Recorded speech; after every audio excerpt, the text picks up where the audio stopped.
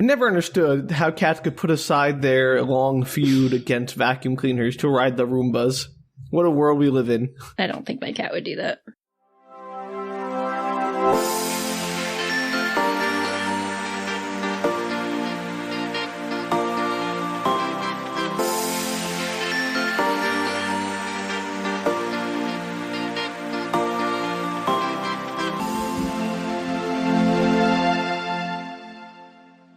And we're back. Hello, everybody, and welcome to Book Retorts. I'm Danielle. I'm Sam, and that's how we're opening this episode, apparently.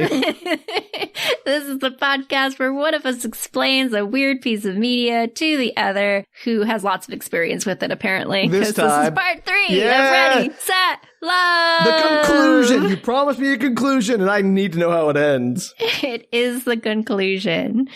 So do you want to tell us what happened in part 2? Not a whole lot, if I recall.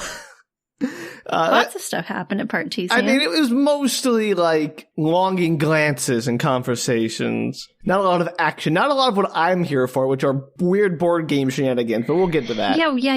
Yeah. I was promised weird board game show, and so far, very disappointed. Let's hope this kid wrecks it. Episode 5 out of 6 is mostly a game show, so you'll be fine. Yay! All right. So what happened in part 2 was... You don't remember, do you? I got the big part, so I know that like Sun and Day realized who each other were, and that she knew him when he was a child who ran away from home. Mm-hmm. And she he didn't run away from whatever. home. Like when they were smuggled out of the farm. Right, yeah. Just to be clear, we're in a dystopian reality, everybody. Yeah, well, if you got to this point without listening to the other two, then I cannot help you. I'm not going all the way back. So she like named him a cat, called him like her cat or something like that, and gave him a necklace, and they reunited. How nice. Aw. Yeah. Also...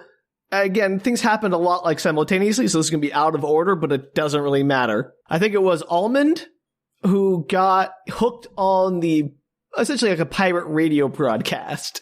No, it was Paper. Paper, whatever. I cannot keep their names straight. In the love triangle, Paper's just a random guy in the contest. Who can keep track of these? They're all like weird names, and I have no reference for who any of these people are. I have to keep track of all your stupid people in Hyperion. You can certainly keep track of 8 characters. 8, yeah. You don't keep track of the characters in Hyperion either, Danielle. That's not always true. You know one, the Shrike. That one's a consistent one through all the books. Yeah, that's what you know. Anyway, the point is, Paper is the one who is turned on to this pirate radio broadcast that apparently is just one song once a day sung by this guy. And we think he might have developed a crush on him or something. And it's all about it's not City Underground. It's City Ground? City Ground. Yeah. I always want to say City Underground because that would make more sense than City Ground. It is not Underground City. Yeah. Anyway, the City Ground is a resistance movement that, and we learn later, but I'm just going to put it here because it makes sense, was crushed by the government, but still exists and is trying to get men basically out under the thumb of the government and the farm. Mm-hmm, mm-hmm. And that was what involved Sun with. Sun was involved in that, I think, is what those are the people who spirited him away from the farm, and that's when they were caught and crushed, basically. That was like their big resistance movement. Possibly. I don't know. Sun's father is the one that got him out, so I don't know if he was just running away with his son because he didn't want to live in the farm anymore, or if he was involved in City Ground somehow. We don't know that. Right. All right, so that's a lot of what's going on. At some point, Valentine, that's her name. Yeah.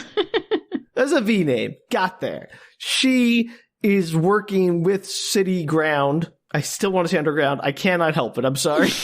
You can call him City Underground if you want. It's just wrong. I mean, it's wrong, but it's the right name. Like, no one would call it like that'd be like we're the underground movement over the government. Call us City Ground, like a coffee brand. I mean, it is. I don't know if they call it City Ground in English in the show or if they say a Thai version of it. Yeah. So it could be a translation issue. That's what I'm getting at. So I assume there's different words for ground and underground. Yeah, I would hope. But anyway, the point is, she's working with them. Her brother was taken from her mother forcibly, and she was like drugged or something to make her give up her brother when he was born. and he is Almond. That's who it is, right? There you go. I knew he was involved somewhere. I can't remember which one, if he was the radio guy or the brother, but we got there. Yeah, she sneaks into the control room and and finds that out on their secret computer that they have and there. leaves her ID card behind her or something. Yeah, it falls off of her. Very, very good spy work by her. I mean, she's just a 20-something trying to find her brother. It's not like she's trained specially or something. Yeah.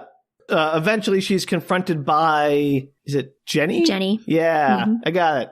Jenny, good job. Who is the producer of the show, who is pregnant with a male child. And when she hears, she's like, hey, you've been sneaking around here where you shouldn't be. And she's like, yeah, but I'm only doing it to save my brother who was taken from my mother who was drugged. And she's like, oh no, and lets her go, which is not how that would work. Does she tell her?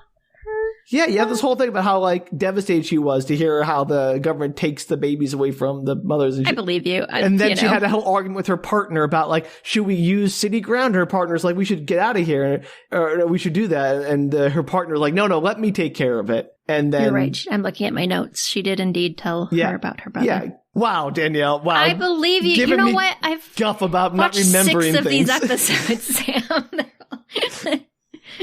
And that was weeks ago that I watched that one. Yeah, weeks ago that I listened to you talk about it. Yeah, but you only had to listen once, and I've had to watch these multiple times. So they should be better for you because you've seen them multiple times. Yeah, that's not how my brain works. You know that. Look, don't blame me for your brain. Good at remembering some things. It's really good at remembering some things and really bad at remembering others. So she finds Almond, and she's like, if you were taken as a child, do you think you'd want to know if your family didn't give you a bill? And he's like, no, I wouldn't want to know. It doesn't matter. And so she's like, oh, okay. Doesn't tell him, basically. Yes. Do you remember the whole, plot of what's going on in the background with the other characters, with Day and Sun and Paper? Well, that, there's a love triangle? No, that's between Almond and Day and Sun. All right. You mean when they go to the city? Because we haven't gotten there yet. Yes. That's way late at the end of the episode, Danielle. Well, you know what important things happened between that and you've jumped around a lot. Well, I'm about to get to the only part of the game show that happened, which was the cross-country road trip with the claw machines. But I guess we'll just skip all that and go right to the part where they sneak out in the weird center steering wheel car, Danielle, because you don't seem to care about the game show. The only part of the show that is of any interest to me. So thank you very much. But it has nothing to do with the plot. Nobody cares. Oh, I care, Danielle. That's the only reason I'm here. You promised me game show shenanigans.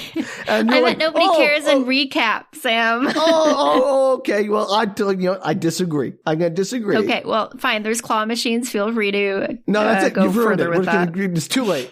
They all sneak out to go to the city to have a date night. And then Paper meets up with the singer. June. His name's June. June, right. Sun and Day go visit Sun's Day's sister, who is May. May. All right, they all rhyme. I know. Thank you. Throwing it out there.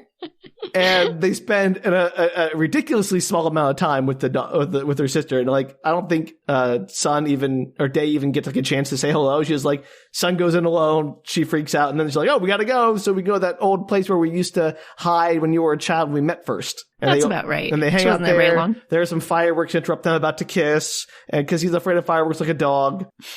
Yes, or other people. But it's more fun to think like a dog where hides under the couch every time there are fireworks. And then she saves him from the big bad fireworks. Yeah, then they go back and they all meet up with Valentine, decide to start the resistance from within. That's about sums it up. Yeah. Good job. Yeah, I knew the plot, but you just wouldn't make it to the part that was the most important to me. So I'm... I said you could go further with it. You chose not to. This is on you. Danielle, you ruined the moment. Okay, well, let's move on to part 3. We can talk more about the game that's in this one. Is it a board game? That's questionable. Are none of these board games, Danielle? I swear. You'll find out. Probably a board game, and you're not giving me one. Oh, offensive. I didn't promise you board game. The show promised you board games. Wow, Danielle, you have brought the show to me with the promise of board games. So I'm holding you responsible. Well, it's like half of a board game, half just a fantasy story. Okay. Ready, Set, Love, part 3. Valentine, as you said, is very excited about her new spies, and she insists that she's doing all this for City Ground and no other reasons. But obviously she's mostly doing this to find her brother. She does not tell them about him. Well, she already found her brother. Yeah, but she's trying to get her brother out to meet the mom. Right. Sure. That's her ultimate goal. Yeah. But she doesn't tell them that. So she's excited that she has people like on the inside now, quote unquote. Okay, friends are always good. So Day insists that she can't abide by people taking children away from their mothers, and they're all in. Everybody's excited about it, and the camera pans out, and you see someone listening in. Oh. Just to reiterate a point that we did miss in the summary is the solution we made to this whole show, which is the government could just bring the whole family to the farm instead of taking the children. But yes, here we are. Nothing's going to dissuade you of that idea in this part. In fact, it might further go with that idea. Like you're like, oh yeah, they should have just done that. Yeah, it's the right idea. Like, be benevolent. It's so easy. It's so easy.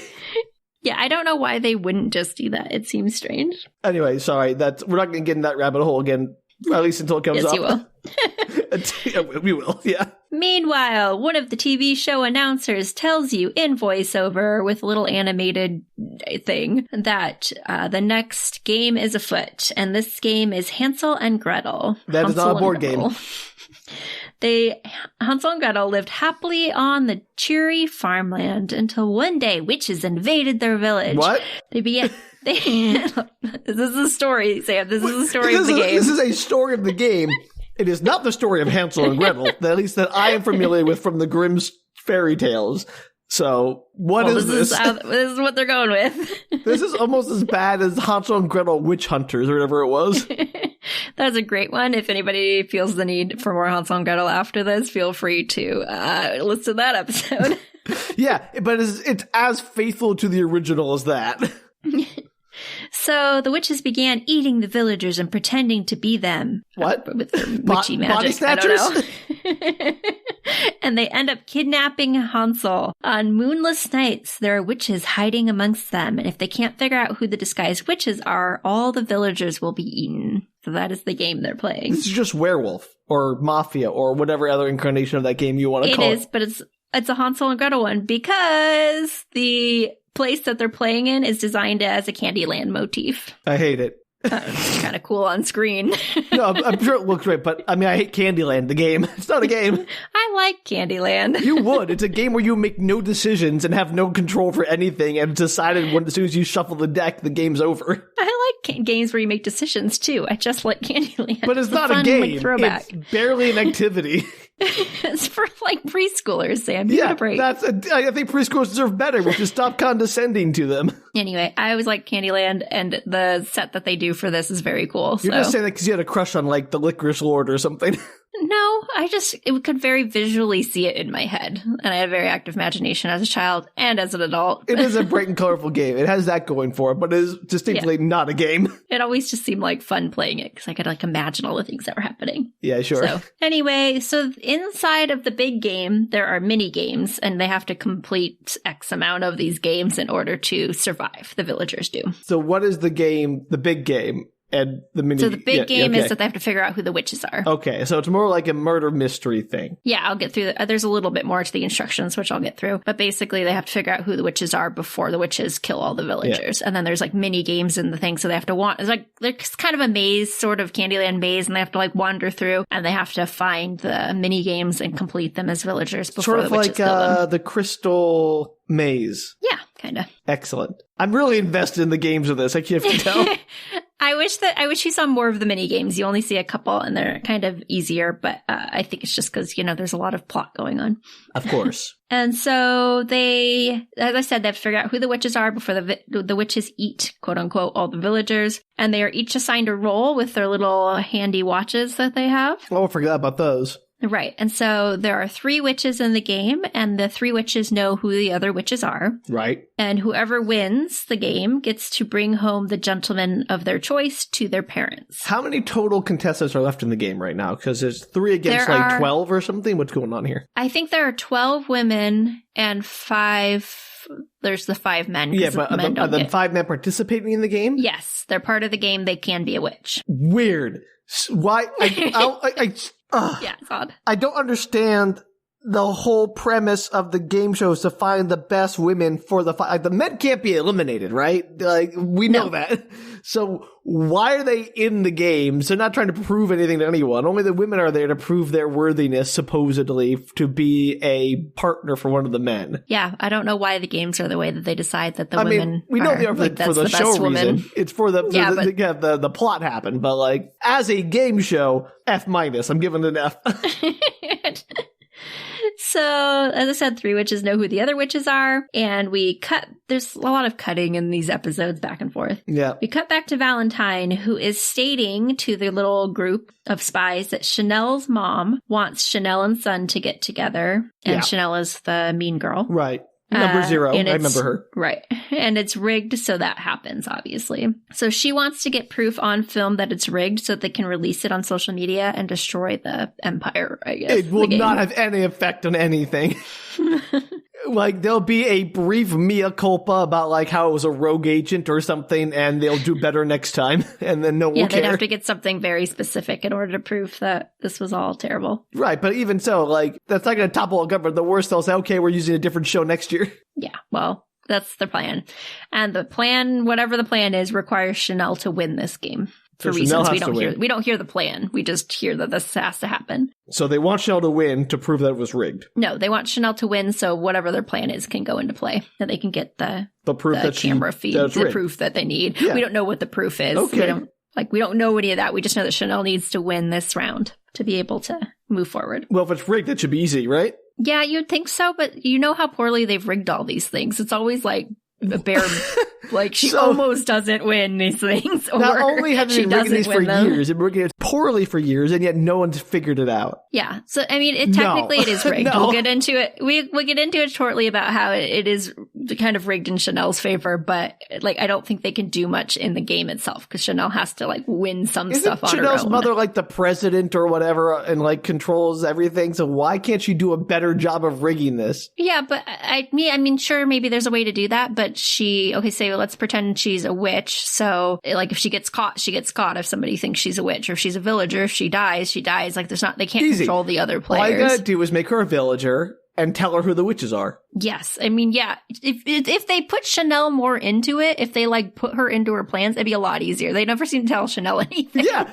Like, they just, like, my point. Hope for the best. Yeah, these people are idiots. They have all these machinations. They don't involve Chanel in them. And, like, if they just like rigged who, like they pass out tokens or use a little watches to assign who's a witch, right? Right. So you could just like fake that. Like no one knows what random number generator, quote unquote, you're using to see who is a witch and who isn't. You just say, okay, this person, we're going to make them the witches. We're going to make them all the non. We're going to tell Chanel who the witches are and she's going to win. Well, you'll find out if that's what happens. Okay. I'm just saying, if I was rigging it, that's what I would do. Game show cheaters, call me. Paper Day and Sun meet up to see if any of them are witches. They are not. That's a sentence. So, Paper Day and Sun, sure. Sun. So would they tell each other if they were witches? Is that the whole point? Yeah, because they're playing together to get Chanel to win. They're all like motivated to get Chanel to win. So they would tell each other. Playing the meta game here, not the actual game. Yes, they're not playing the real game. Okay, sorry, I'm losing track here. So if they have to figure out who the witches are to keep Chanel safe, obviously. Right. Sure. And they talk about this like there aren't cameras everywhere. This is a very huge theme in the last episode or two. Like this whole thing's being filmed. You know that because occasionally it bounces over to the announcers who are like, oh, Chanel did this or whatever. Like, so obviously it's being filmed in some way, but are they not mic'd? Nope. Are the people at home just watching them wander in silence around the maze? What is happening? That is, a great way to prevent a conspiracy is that people conspire, maybe, Yeah, it's crazy to me.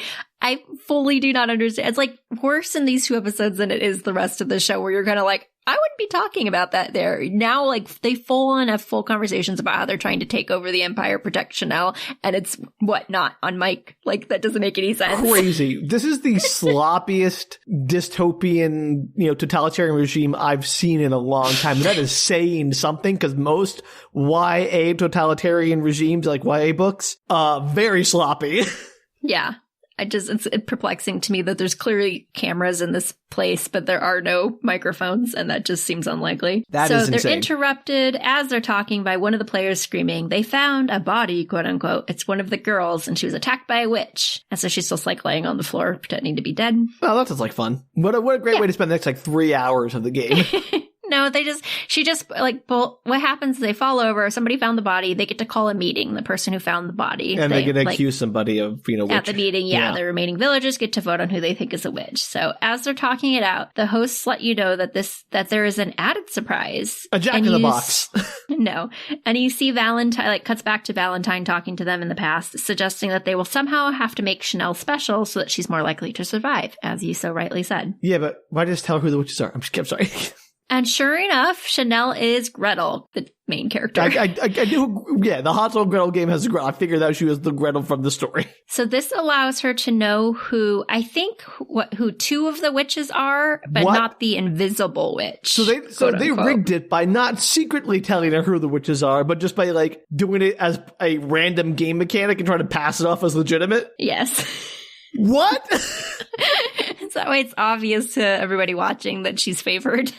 That's so dumb. Why? Just make it a secret and have her pretending. I think that'd be way smarter. But I think they try to play it off as she's in the lead, so she gets to be Gretel, kind of thing. That's not how catch-up mechanics work.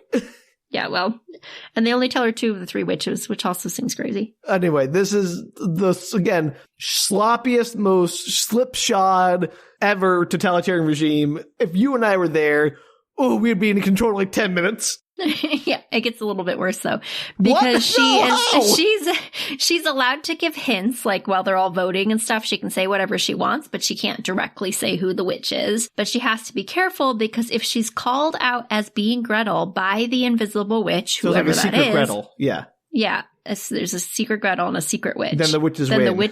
Then the witches win the game. Yeah. So if the invisible witch is I think Chanel's Gretel, Chanel is out of the game. I've played the Resistance Avalon before. I know how this game works.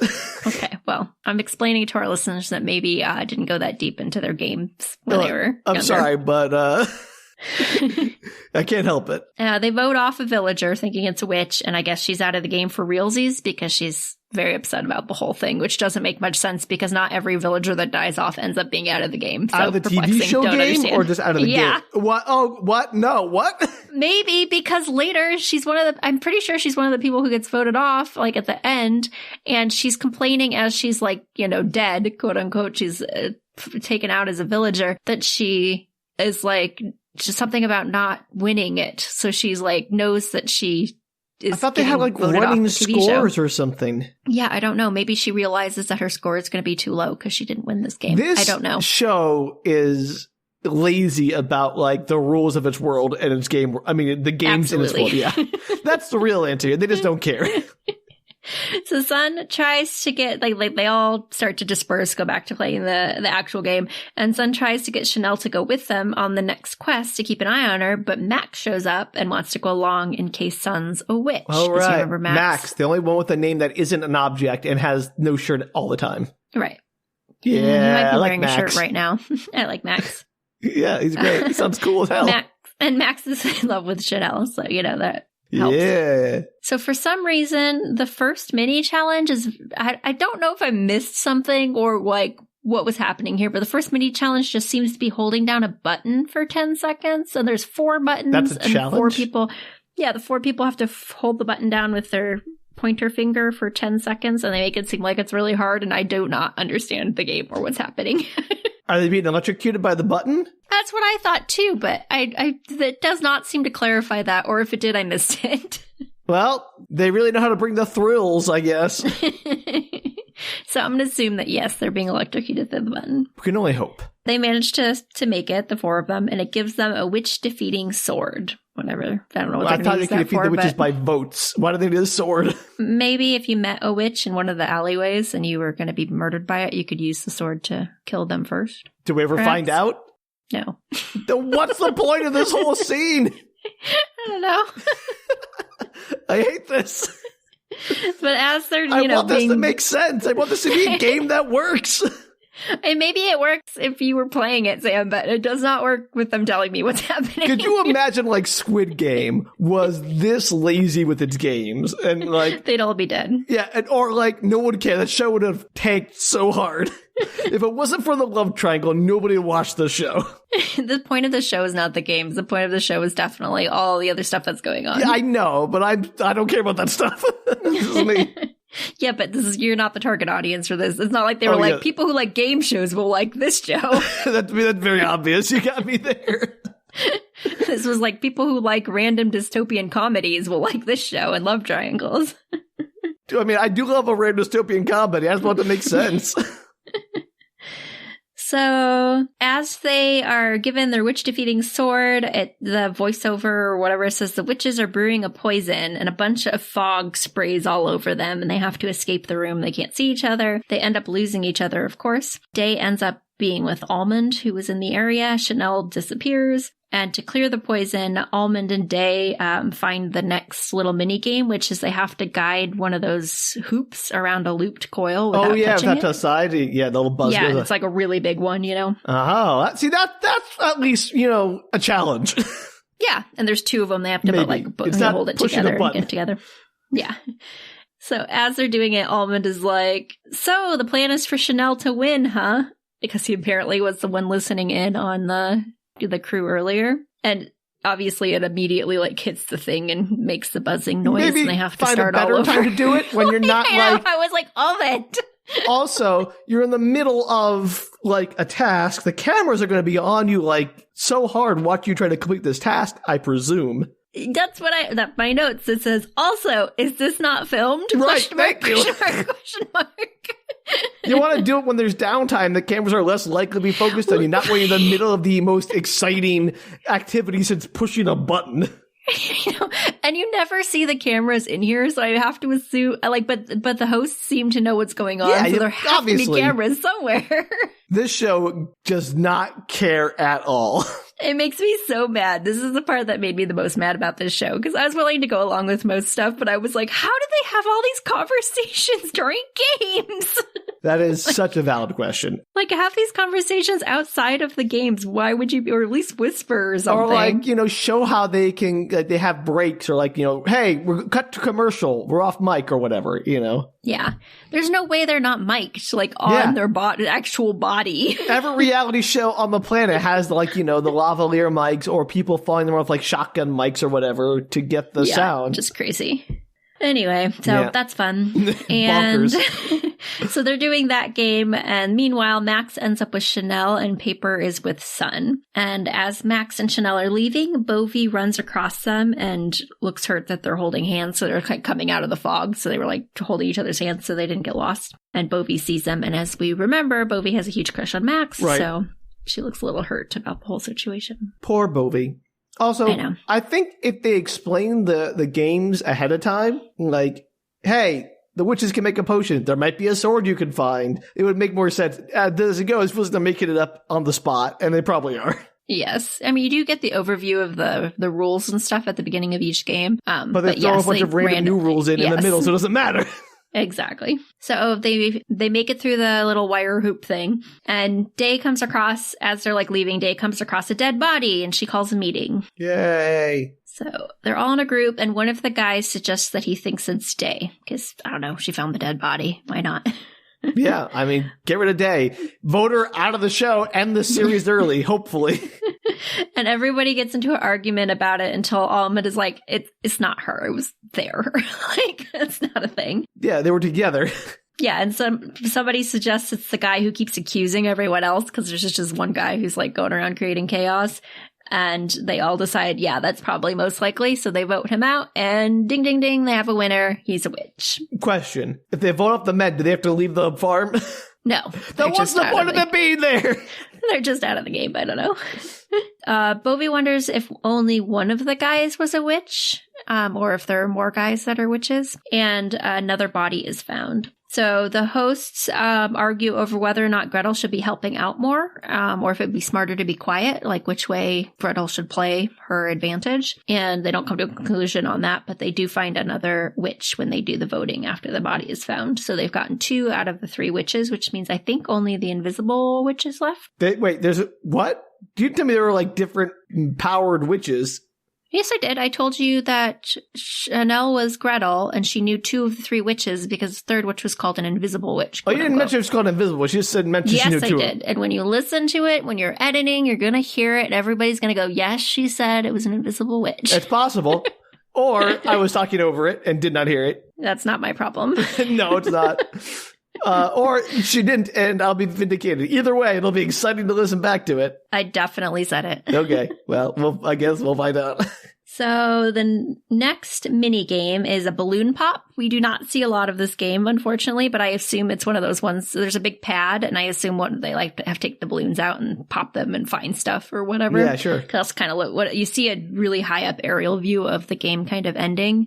And then you see Almond like pass out in the middle of the platform. From plopping balloons is so strenuous? No, because he dies from a witch. Oh, okay. How? But the crazy thing is that there's supposedly they say specifically, there are only 2 people in the room, which are Bovy and Chanel. So one of them must be a witch. Why would you kill as a witch? Yeah. Why would you kill somebody when you're in a secluded room with them and you're the only person?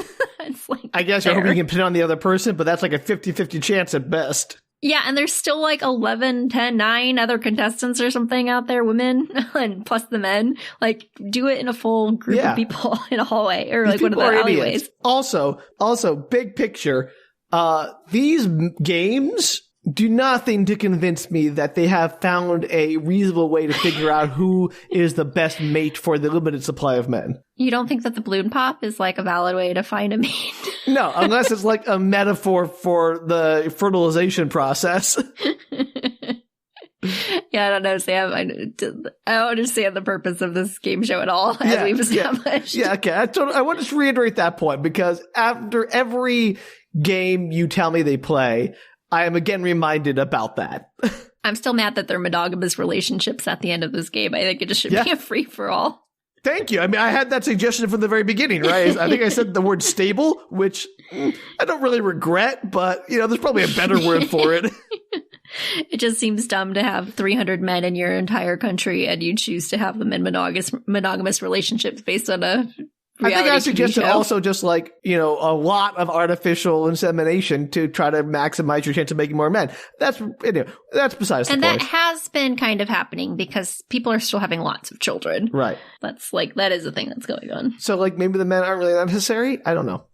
They aren't. They're just protected Are they species. ever? Hell. Hey. That came from man, so nobody can be mad at me. Look, we're all beautiful people. That's all I want to say. So, as I said, totally crazy that they put this much suspicion on themselves. Yeah, absolutely bonkers choice. Yeah, but cutely, this is it's kind of a cute little scene. The people who are dead, who ended up dead, get to watch from an elimination room, and they all wear these little glowing halos, these headbands that have glowing halos. That's very fun.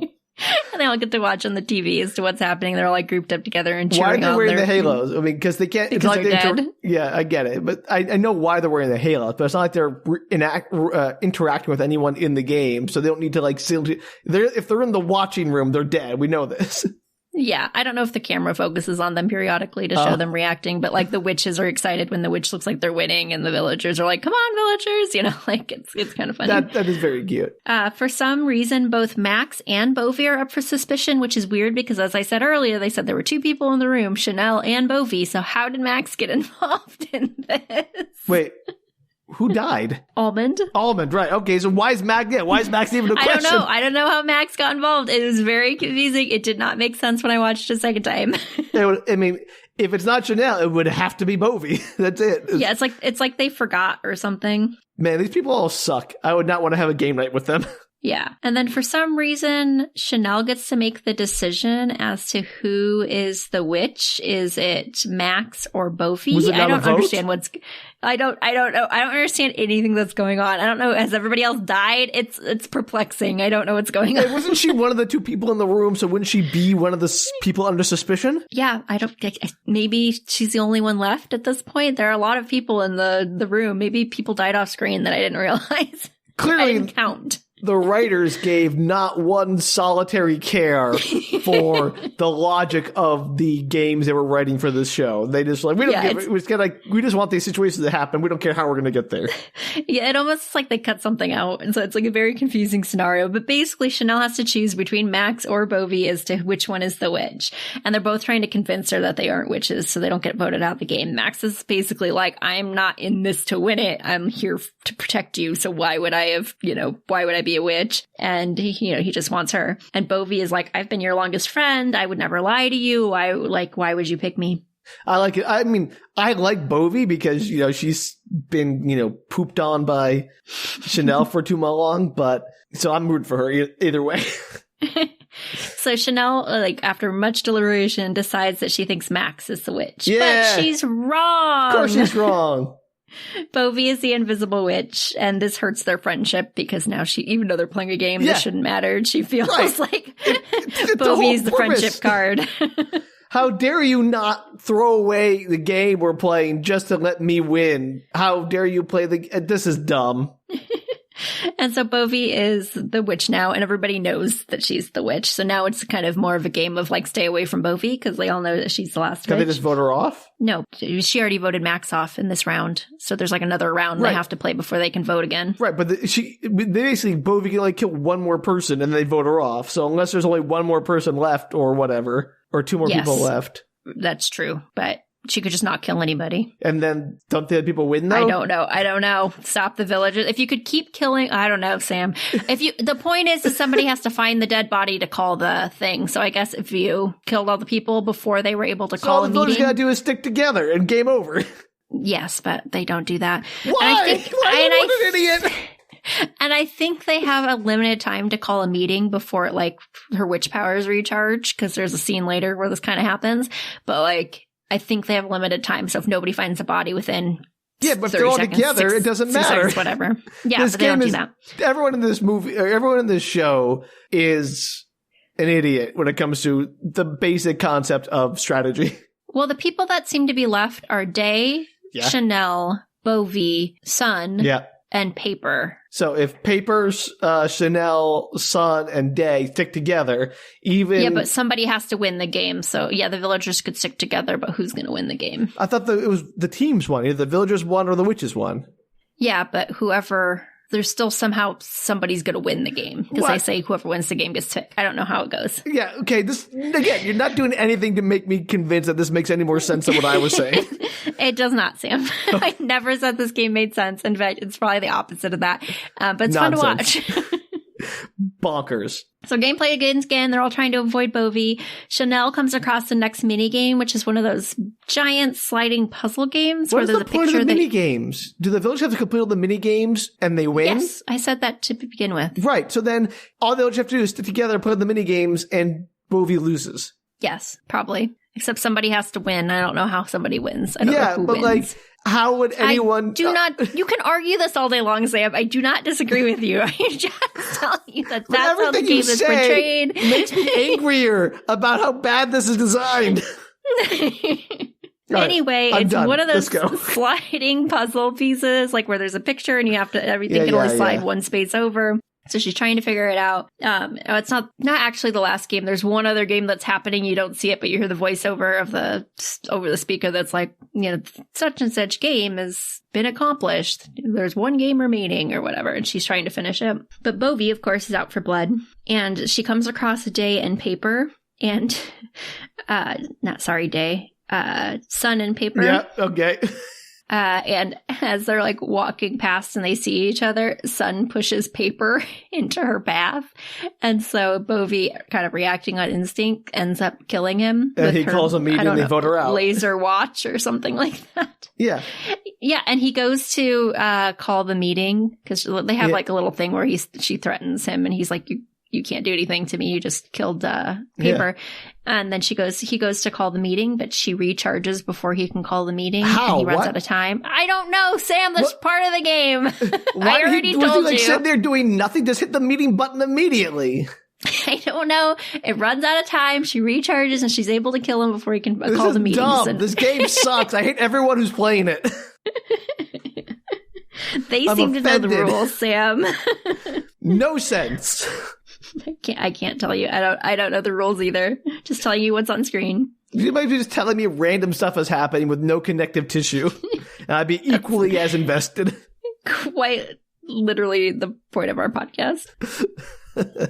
So obviously Bovy wants to take Chanel down since she's out for Max. And, Chanel's in the way and Bovy's kind of mad about it now. And so Bovy does this speech about how she'll give Chanel everything except for, the guy that she likes. And Day tries to jump in front of them, trying to block her from killing Chanel. And so she manages to take down Day, and Chanel and her have a standoff. Doesn't Chanel call the meeting and vote her off? No, she does not do that. They're just going to talk to each other, Sam. What? The show wanted to be something different. Chanel is like, I thought you knew my situation better than this. I can't take Max. It doesn't matter how I feel about him. You can have Max if you want him. The camera has picked this all up? No. What? My notes say also, is this not filmed? I'm so angry. Welcome to my life. I'm a white-hot son of rage. She gets closer and closer to Bovy, daring her to shoot her with her watch laser thing that she has. And Bovy freezes as she gets closer, and Chanel goes and finishes the puzzle, rescuing Hansel. That's what the puzzle is, a giant boy. So she just finishes the puzzle while Bovy does nothing. Stands there. Yeah. Great. Good job, everyone. Well played for a game that I hate every second of. And then for some reason, so they're all like together again. I don't know how many people are playing or what's going on anymore. So they all get together again. And for some reason, they give the invisible witch a last-ditch attempt to guess who Gretel is, which seems very dangerous for Chanel being the chosen person. Yeah. Well, I mean, kind of. Well, I don't know why they would put that into the game if they're trying to have Chanel win. Yeah. Or give them the last-ditch effort. Yeah. Yeah, like they could have even changed it on the fly. Like, oh, Chanel is winning the game. Let's not have that at the end. Yeah, that's what I mean. Like, they can't rig a game properly. They can't make a game properly. Like, nothing works. Maybe that's their problem. Yeah, they need like an actual game designer on their team. They need the guy from the Hunger Games, I guess. I mean, those weren't that well designed either, let's be honest. It was better than this. I mean, that's not saying much, though. The rules kind of made sense. Almost.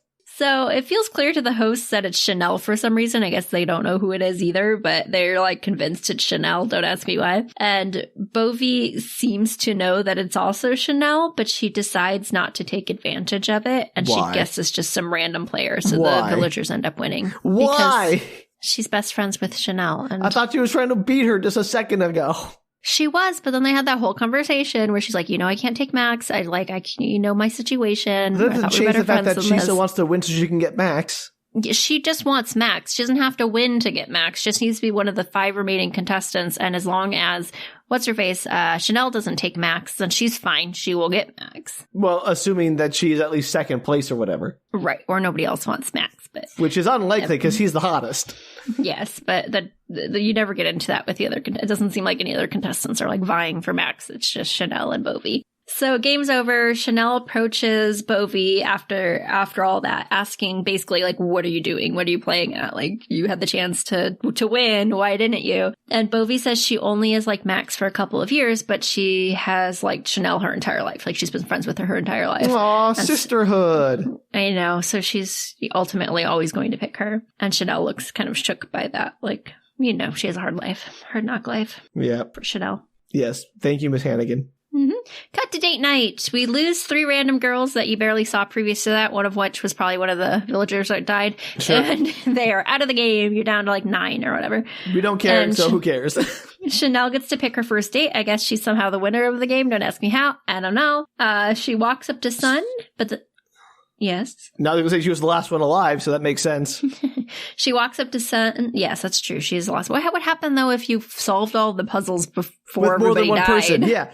That's the problem with having a team game. There's only one winner. I guess you could do something like a ranking system of points based on how well you do all the tasks or something. I mean, it might be that they played the popular vote into that and Chanel won, I don't know. Sure. I mean, but the point is they played a team game and they had to have one winner, and that's just bad design. Yeah, I assume between Chanel already being in the lead and whatever crazy things they're doing on their end to make it look like it, plus popular vote, even if she's not first, if she was second, for example, she'd still be ahead of other people. Sure. Whatever. And she's the last one, There are lots of ways to rig it. They're clearly very bad at it, but it seems to be working out for them. Seems fine.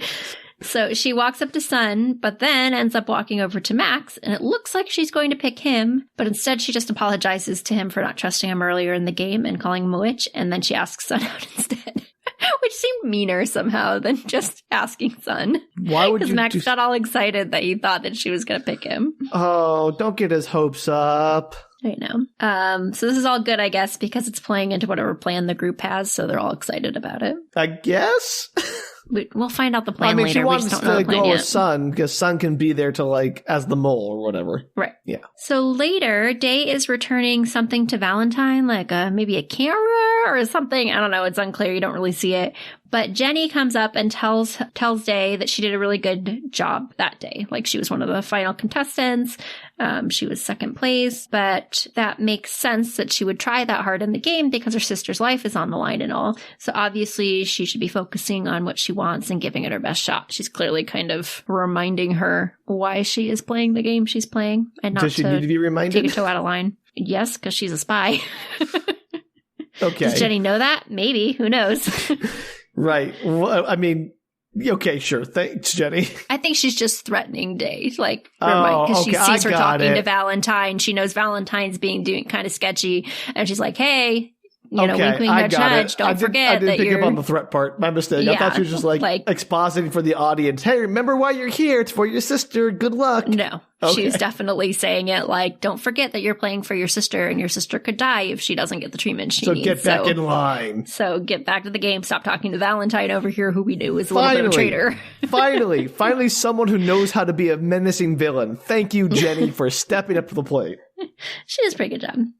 So Day looks upset, obviously being reminded she had forgotten about her sister while she was playing. Which is... You think she would have from the get-go been a lot more like, this is a really hard decision. I don't know if I should, affect my sister's life by tearing this entire structure down and not being able to live with the family and get the medical treatment that she needs. Or should I bring down a regime, that would be a pretty interesting conflict to have. Does the show explore that at all? A little bit in this part, but not to the length that they really should have.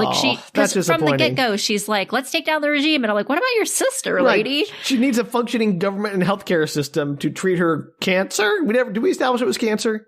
I'm pretty sure it's cancer. Yeah. I don't remember why. I'm pretty sure it's cancer, but I'm pretty sure it is. Fair, whatever. Her mysterious terminal illness. So, you don't really see her deliberating that a whole lot, except in this one scene.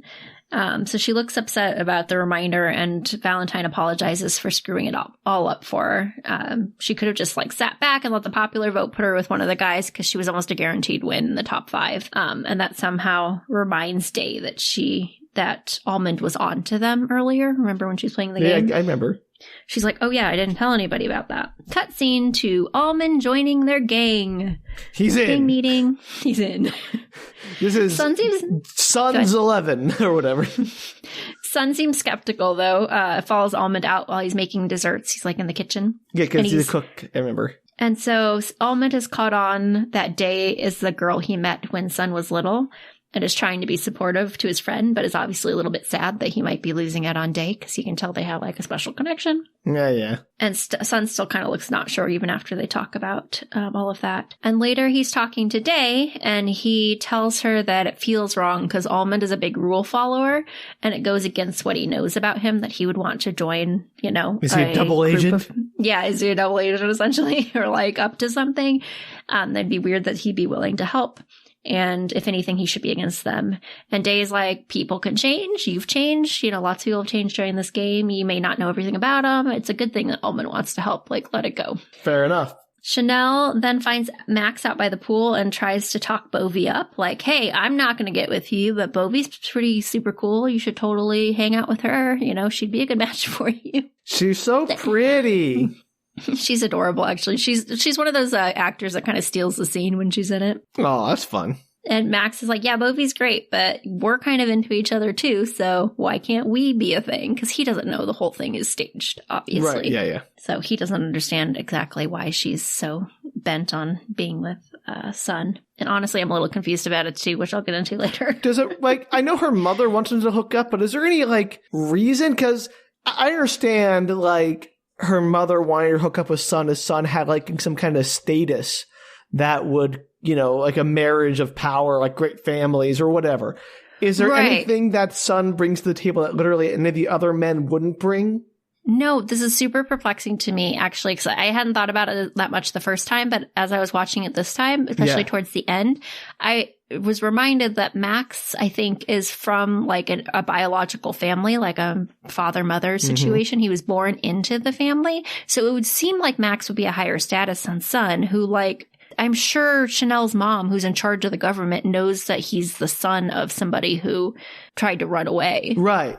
And was kidnapped back in. So there's like something weird at play there. I have an idea, but I'll have to tell you about it later at the end. Okay. But like on the surface, no, Max would be a better match in terms of like political stability because he's born into the family. I would assume he's a higher up. Right. You know, That's the whole thing. That doesn't make sense. Why are they so hell bent on Sun? Yeah. Is it just because he's the most popular one amongst this current crop? He is definitely the most popular, so that could play into it. And they've known each other since children, so maybe it's just like she feels like it's a good match or whatever.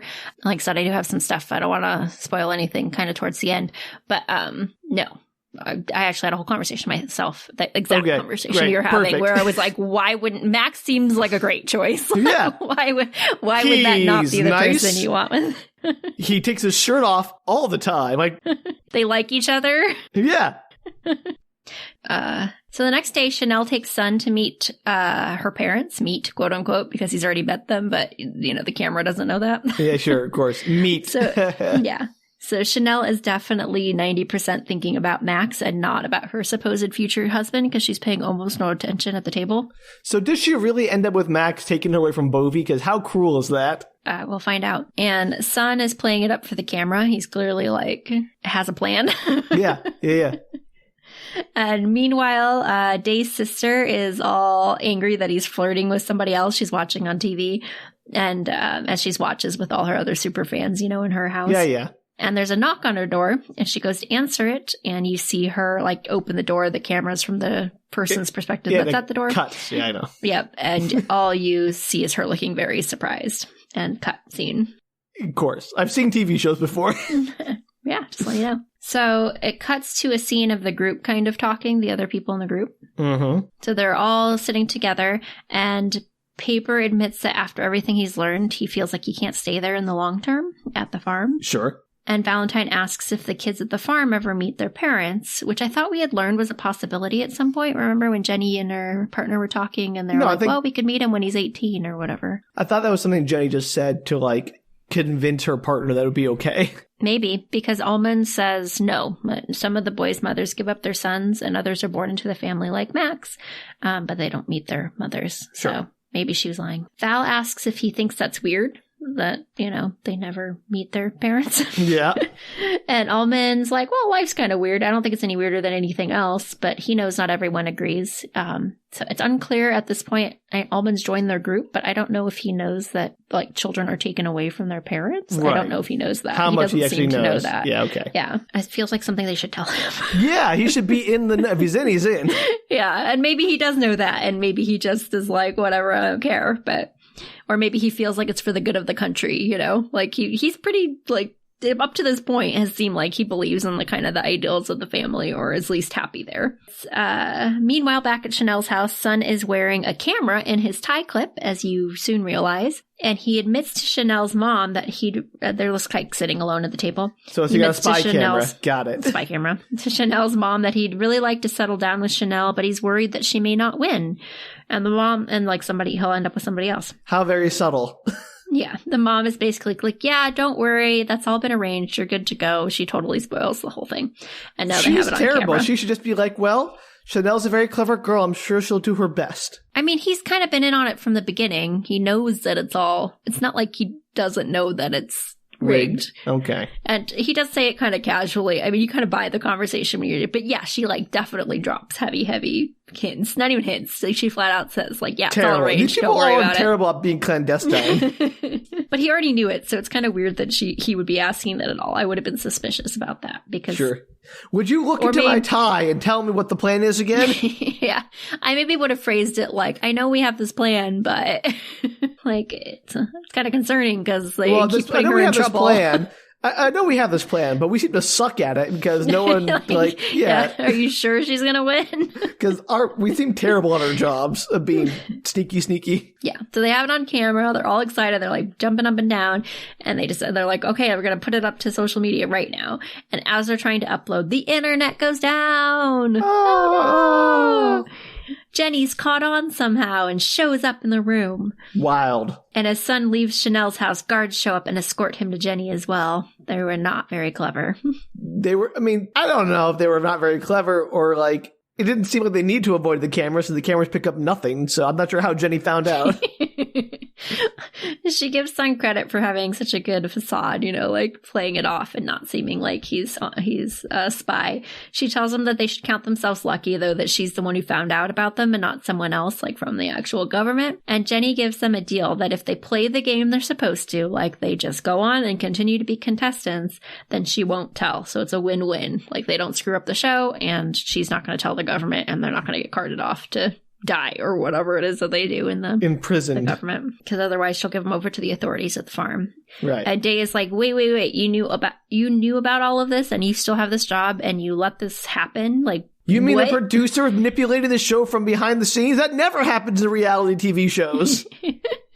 I'm like, so shocked. She's like, is it okay if if this like happens to someone else's kid? How would you feel if it was your kid? And that obviously hits a nerve. I don't think she knows that Jenny's pregnant, but it hits a nerve and Jenny gets upset, asking if they think that they were the first people to ever find this information out. Like obviously contestants and other people like, around this have found out before. And they're not big enough or they don't have enough power to bring this whole organization down. So why would they even try? Yeah. And so they agree that they'll continue being contestants, but Valentine gets carted away because she is not on the show and she's already had a warning. So they can safely get rid of her without disrupting the show, yes. Bummer for her. Womp womp. Meanwhile, May is being pushed down what looks to be a hospital hallway by random soldiers who won't tell her where she's going or what's happening.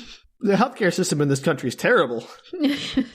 And Paper is very upset by this whole, it's like after all this has happened and they're sitting around talking and Paper's extremely upset about everything that's happened because he says he doesn't understand why he can't have what everybody else has, why they can't be free. And Almond is... Wait, do you not understand the concept of dystopia, dude? No, he doesn't. Okay. Now that he's tasted freedom, he's like, darn you, dystopian regime. I had no problem before, but now I'm over it. And Almond tries to comfort him. I think Paper, you kind of get the gist from the beginning that Paper's always been kind of not into this, but just kind of passively went along with it. Mm-hmm. And now that he's been exposed to a bigger world, he's like, wait, I don't want to be a pawn in this. You might even say a whole new world, and I won't do any more than that because I don't want to get sued by Disney. So Almond's trying to comfort him, and you have a cut to Jenny, who goes to scope out a playground of farm children, thinking on what Day said. Symbolic. Yeah, nope, I got it. Very much Sarah Connor in Terminator 2. Got it. Got it. So Day, meanwhile, admits to Sun that Jenny was right. She's just a naive kid who doesn't know how the world works. What is she going to do? She can't, topple an entire regime. And Sun tells her not to give up hope yet. And cut back to Sun digging through all the drawers in the office of Chanel's mom. Chanel's mom's called away by a call from Jenny, and he's looking for something in her office. It's getting some hard proof. Yeah. And he finds some kind of device. You don't see exactly what it is, but it's just a little circle thing. If it's not a vote manipulator device for the popular vote, then who cares? Because that would be the only thing. They don't even need a device. Why did the vote manipulation is the easy way to go here? It is. So he ends up handing it off to Valentine in secret before she's arrested, right before she's arrested. And I guess they don't search her. I don't know. Maybe she hides it. Maybe she swallows it. Who knows? But you have a cut to Valentine, who has knocked out her guard. I guess she only had one. Did she karate chop them? She's You don't see it. You just see the guard on the floor, and she's changing into the guard's uniform. Well, yeah, that always works. So the device apparently gives her a code to get into a random secret door. How she knew where the door was? So it's just a fancy key. Yes, it's a fancy key. Don't they already have ID cards? Why do they need a fancy key? I have no idea, Sam. This is dumb. This is the top secret door. Okay. So you need the top secret key that is no better than any other physical key because someone else can just pick it up and use it. It's not biometric in any way. I mean, it kind of does a thing where it gives her a code, so maybe the code changes frequently, or maybe it gives you I don't know. It doesn't check to see that it's really the person holding it. They have thumbprint scanners in this world, and they seem to have them on some of the doors, so why don't they just use that? Sam, I don't know. This is the top secret key door. I hate everything about this. So she manages to get into the secret door, and Sun says, over the top of the scene, that they're going to continue the plan in secret. They have to figure out who the invisible witches are amongst them. So he was a metaphor the whole game. Yeah, it didn't make the game less stupid. Valentine sneaks into the facility, and ominous music starts playing according to the music cue in the captions. Of course, yes. And she hears a woman crying in the distance, and the camera pans around, and you see a room full of women in white, clearly in some kind of psychological distress, just kind of wandering around the room. And she films it until a guard just walks into the room and sees her. Where is Valentine? Where'd they take her? She just ended up at the facility and decided to go around filming random rooms that happen to have women in psychological distress? This is Valentine, yeah. Yeah, why? Why did they bring her here? Why did they just take her to a prison? Oh, they didn't bring her here. They were taking her wherever they were taking her, and she beat up her guard. Yeah, and then she beelined into this secret facility here? What is this place? Yes. Well, that was easy for her to get into with a fake uniform and a non-matching ID card. Good security, guys. So anyway, she finds it. The guard finds her. She runs for it. She makes it to the woods, the magical woods outside of the right. They have the magic cars that pop up wherever you need them. Yes, and there's a bridge, and she starts to run across it, and she immediately gets surrounded on either side. That's a bridge is a choke point. That's a mistake. Well, where else was she gonna go? So, as I said, she's surrounded, and they all hold up their guns, and she goes to jump off the bridge, and somebody fires, and it hits her in the chest, and she falls into the water below. But she's not dead, of course. She's absolutely dead, Sam. Okay. Cut to a scene of Day being told by Chanel's mom that she's the highest rated lady in Ready, Set, Love history. She confirms with her that the reason she's competing is for her sister, and says, well, I have some good news. And she shows her she calls up a video call of May, and May is at a high-end hospital room, showing Day all the cool things in it and and talking about how well they're treating her. And so she's they kidnapped her and said, "We're going to treat you well now." Yeah, and wild. they tell Day that the Capitol's paying for it all. They're going to take care of her. They're going to do her surgery. She's going to be fine. So just let Sun go. Be worse at the game. This is crazy to me in many ways, that they're going to supposedly do all this before she actually wins the game. It feels like something you should do after the game. As a way to bribe her not to take Sun if she wins? Yeah, because if you fix her sister before the game is over, Like, I mean, let's you be need honest. the surgery. How long is this game going to take? Like, if she has some chronic illness, it's probably going to take more than, a week to fix, quote unquote. Yeah, I have no idea. I mean, she seems to have survived this long. So is she on the verge of death? She seems pretty peppy for somebody who's about to die any minute. So there's no reason they couldn't wait a week or 2 or 3 to do the surgery. But also, even if they're doing it, I think, it would make sense to me. It's like, here's a show of what we're going to do. She's going to need 6 months of treatment. So if you betray us, we're going to pull her out of that treatment. It's even worse now she's had it. But they never say that. All they just say is that we've got her. We're going to do it. Like most of this show, it's very half-assed where they don't put in the effort to actually explain anything. And it gets a little worse later because you find out what they do with her and it still doesn't make sense. I think my answer is better. If she needs 6 months of treatment or therapy, sure, chemo 100%, or whatever. Or we'll do the surgery, but not until the game is over. If that's all it takes is surgery. Whatever. So Day is seen talking to Sun about how May is being held captive and doesn't even realize it and what she's supposed to do about that. May's so happy and she's getting the medical treatment she needs, but, she doesn't realize that she's basically a bribe. Yeah. Meanwhile, you see Paper crying in his room, listening to Beyond the Wall. I forgot the one he had to time his watch. It's a daily broadcast of that song. Live broadcast of the same song every day. Maybe there's one live broadcast and the rest of the time they just repeat the recorded broadcast. I don't know. It seems no matter what time he tunes in, it's on there. Imagine if this is welcome to 94.2 FM. It's Beyond the Wall all day, every day. Guess what's coming up next, Beyond the Wall? After that, more Beyond the Wall. And tune in at 2 p.m. for Beyond the Wall live. And then for the immediate aftermath of that, which is a reprise of Beyond the Wall. If you want to send any requests, you can do so. We will not listen because we only play Beyond the Wall. Crazy. So we cut to an operating table and May is being operated on while Dave waits in the hall. The surgery is a success. I assume she's going to be fine. They don't say that she needs further treatment. Wild. And it jumps ahead to 5 contestants left in the final round, so we must have missed a game or two. To be fair, this government doesn't seem like going to have any trouble just imprisoning them or murdering them. So, sure.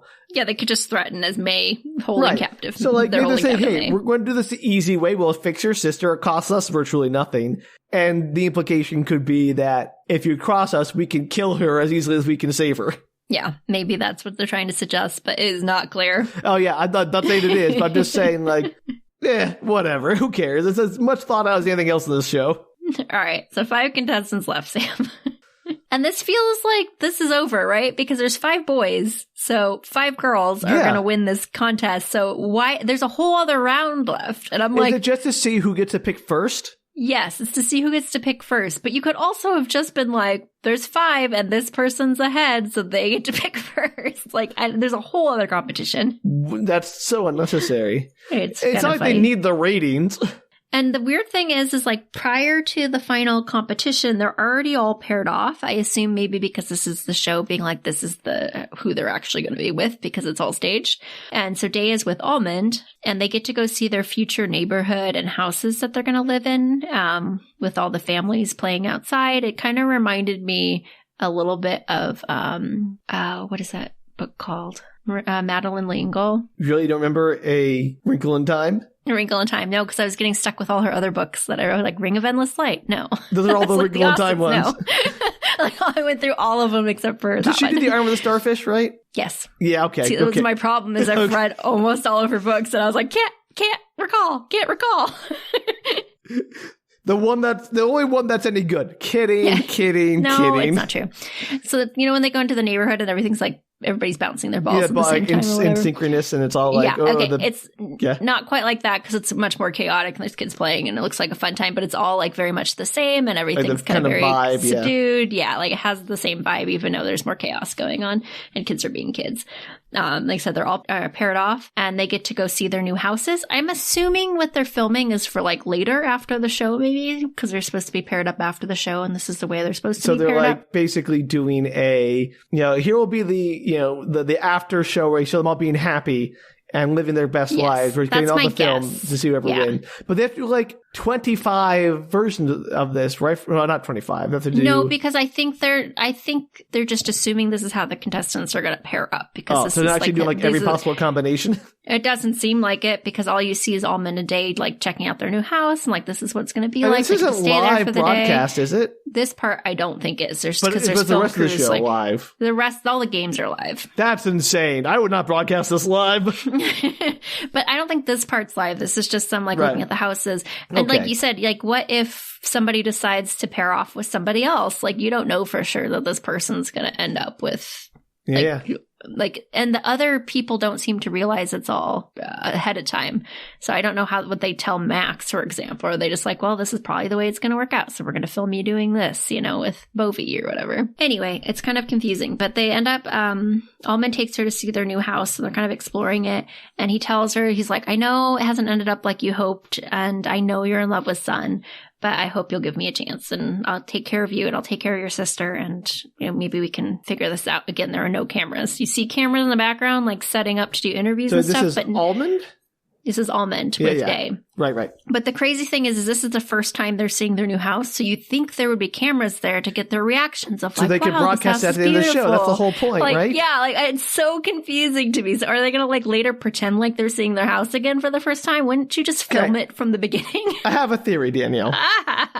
It's very simple. Every contestant has a button, a privacy button. They can push that button to have like a code of privacy whenever they need to like use the bathroom or whatever. No cameras or microphones can see or hear them. Okay. That's not happening in dystopian reality. They're filming you go in the bathroom. It's the only thing that makes sense. It's very confusing. Work with me here. Come on. I'm trying to create solutions. So Day, to her credit, agrees. Like she's like, yeah, like, I like you enough. Let's try and make it work. And Almond happily goes to make dinner while they hang out in their new house for the evening. And they get along well. And it's really a shame that they're not, like, going to be endgame, because I think they're actually possibly a better match than... Yeah. I mean, the only connection that Sun and Day actually have is when they were, like, 6 childhood or whatever. friends, yeah. And that is, like, you met someone when you're 6 for, like, a week. That doesn't mean that you are now compatible romantically 20 years later. Yeah, to be fair, I have skipped over several scenes where they're just like chatting, or like they seem like they get along well. I am not arguing that they're the good pairing. He's a nice guy. Like there's no reason why they can't be together. I'm not against them being together in any ways, but she has like natural chemistry with Almond. Almond's also a better actor, so I think that helps. I really like him as an actor. But they're not not Max. Sun is not a bad actor by any stretch of the imagination. I just Almond's vibe better. Sure. I just believe them more as a couple. So, meanwhile, Chanel's mom is complimenting Jenny for keeping the lotto girl, quote unquote, in the game because she heard that the tickets for the live final round sold out in 5 minutes. And the people like to have hope even though things are already predetermined. And, oh, by the way, what sex is your baby? Oh, just drop that in there. Yeah, she totally just like says it like right after that. She's like, oh, and what's the sex of your baby? And maybe Jenny's like, none of your dang business. Jenny says, of course, that she doesn't know yet. And Chanel's mom toasts her with her glass of champagne, and she says she hopes it's a boy. So we can take it from you. Yeah. So Jenny makes it back to her car barely, and she starts crying with her partner as, the reality sets in. Yeah. Jenny, get with the program. She's the most interesting arc character, I think. She certainly has like the most conflict and the most to like actually grow as a character. No one else really does much. Yeah. The rest is kind of more comedic value, I think. That's a lot of, not slapstick, but kind of borders on that. It's very like over the top humor sometimes. That night, I guess, again, they're staying at the houses. I don't know what's happening here, but they stay at the houses overnight, or it seems like it. What? And Day, I don't know, like they filmed all day because it's nighttime and the film crew's packing up. Like you watch Day watch them pack up. And so why are they still there? I don't know. Like they just are hanging out there. And while she watches the film crew pack up, she kind of thinks of Valentine. Like, I hope she's okay. Like, because she was part of the film crew. And she ends up seeing Sun next door. And how awkward would it be to end up living next door to the guy that you're in love with while you have to be with a guy who knows you're in love with him? I mean, this is how affairs start. Which is a thought I had later, because I'm like, they all live in the same neighborhood. They're all like next door to each other in houses. Yeah. And I'm like, they're all in love with alternate people that they supposedly can't pick. Like Bovy in love with Max in love with Chanel in love with Son, whatever, Max. So, and like, I'm crazy. This is how they're all going to cheat on each other. I'm not someone who is against monogamy on principle. But you got to admit, it's a pretty stupid to rigidly adhere to it in this instance.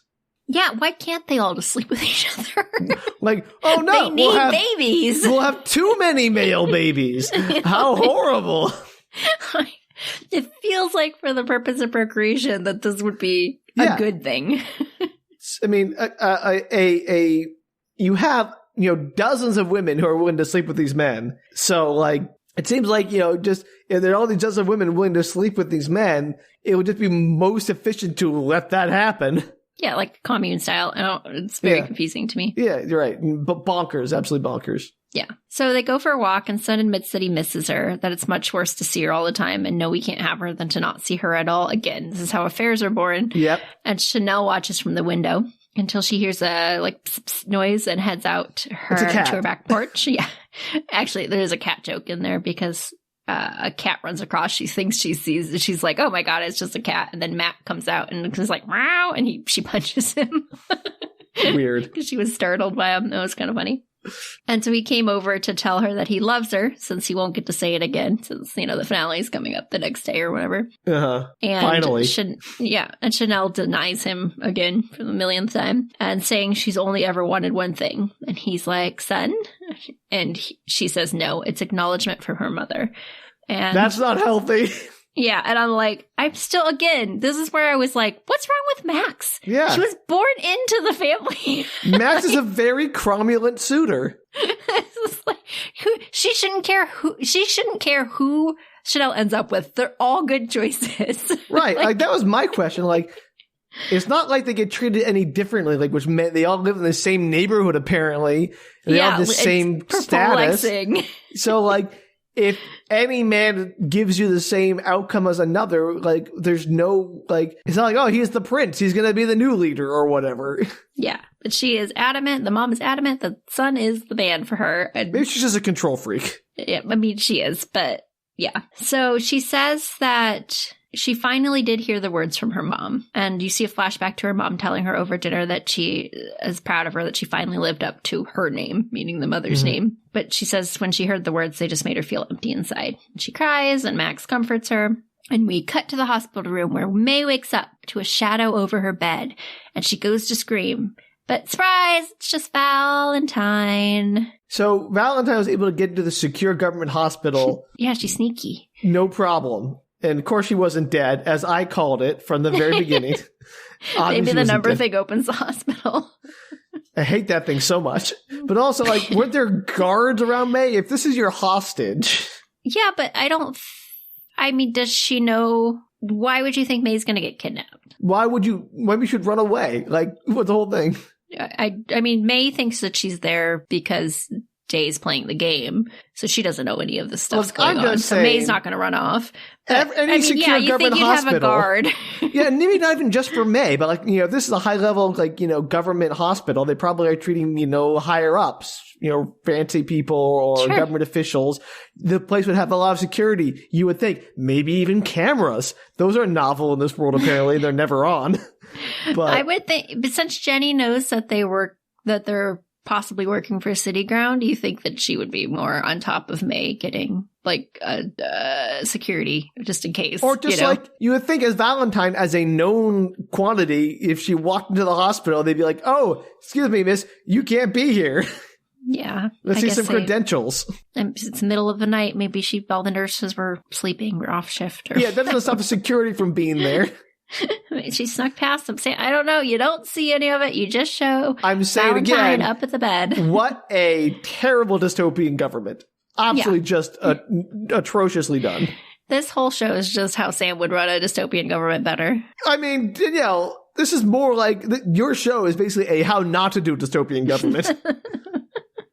All right. Well, anyway, You see a flashback to Valentine, wounded but alive, coming out of the river she's fallen into. I'm so shocked.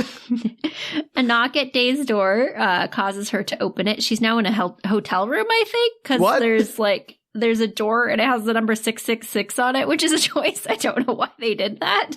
Maybe that doesn't mean the same thing in Thailand. I don't know. Maybe it's good luck.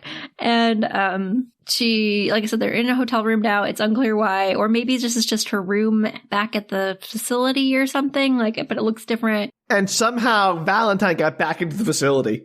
Yeah, because somebody Nonsense. did. Because there's a box of cereal at the door, just sitting in front of the door. So she brings it in, because why not?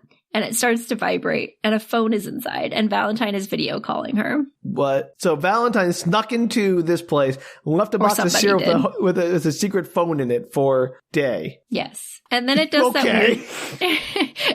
that weird cut that movies and TV shows love to do, where the phone rings, and then the next scene, they're in a completely different space, and they're answering their phone call, and you're that's took 10 minutes to walk there and answer the phone, okay? Yeah. And so it cuts, and the whole group is together, and they're like... What? She's like, they're my phone's ringing! Everybody get over here real quick! I was like, that doesn't make any sense.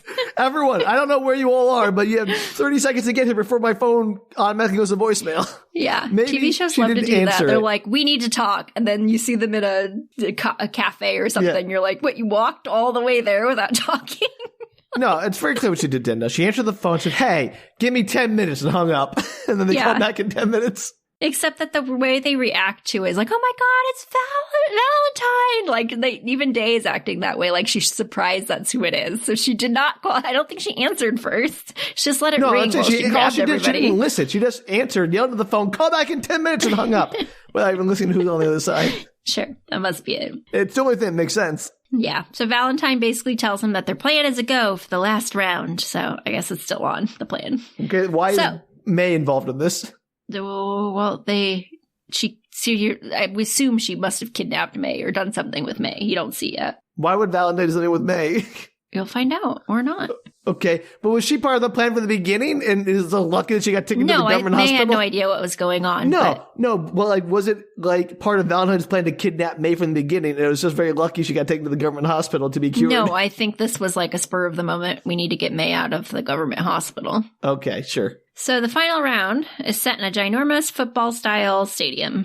Sure. And a giant transparent wedding cake is lowered to the field. Gross. The men are in... It kind of looks... Because at first it's not transparent, and it looks kind of like Lego set style. Sure. It's really, really big, and then it goes transparent, so you can see inside it, so you can see the contestants moving around inside. Just for fun. We put them in a giant cake. Why not?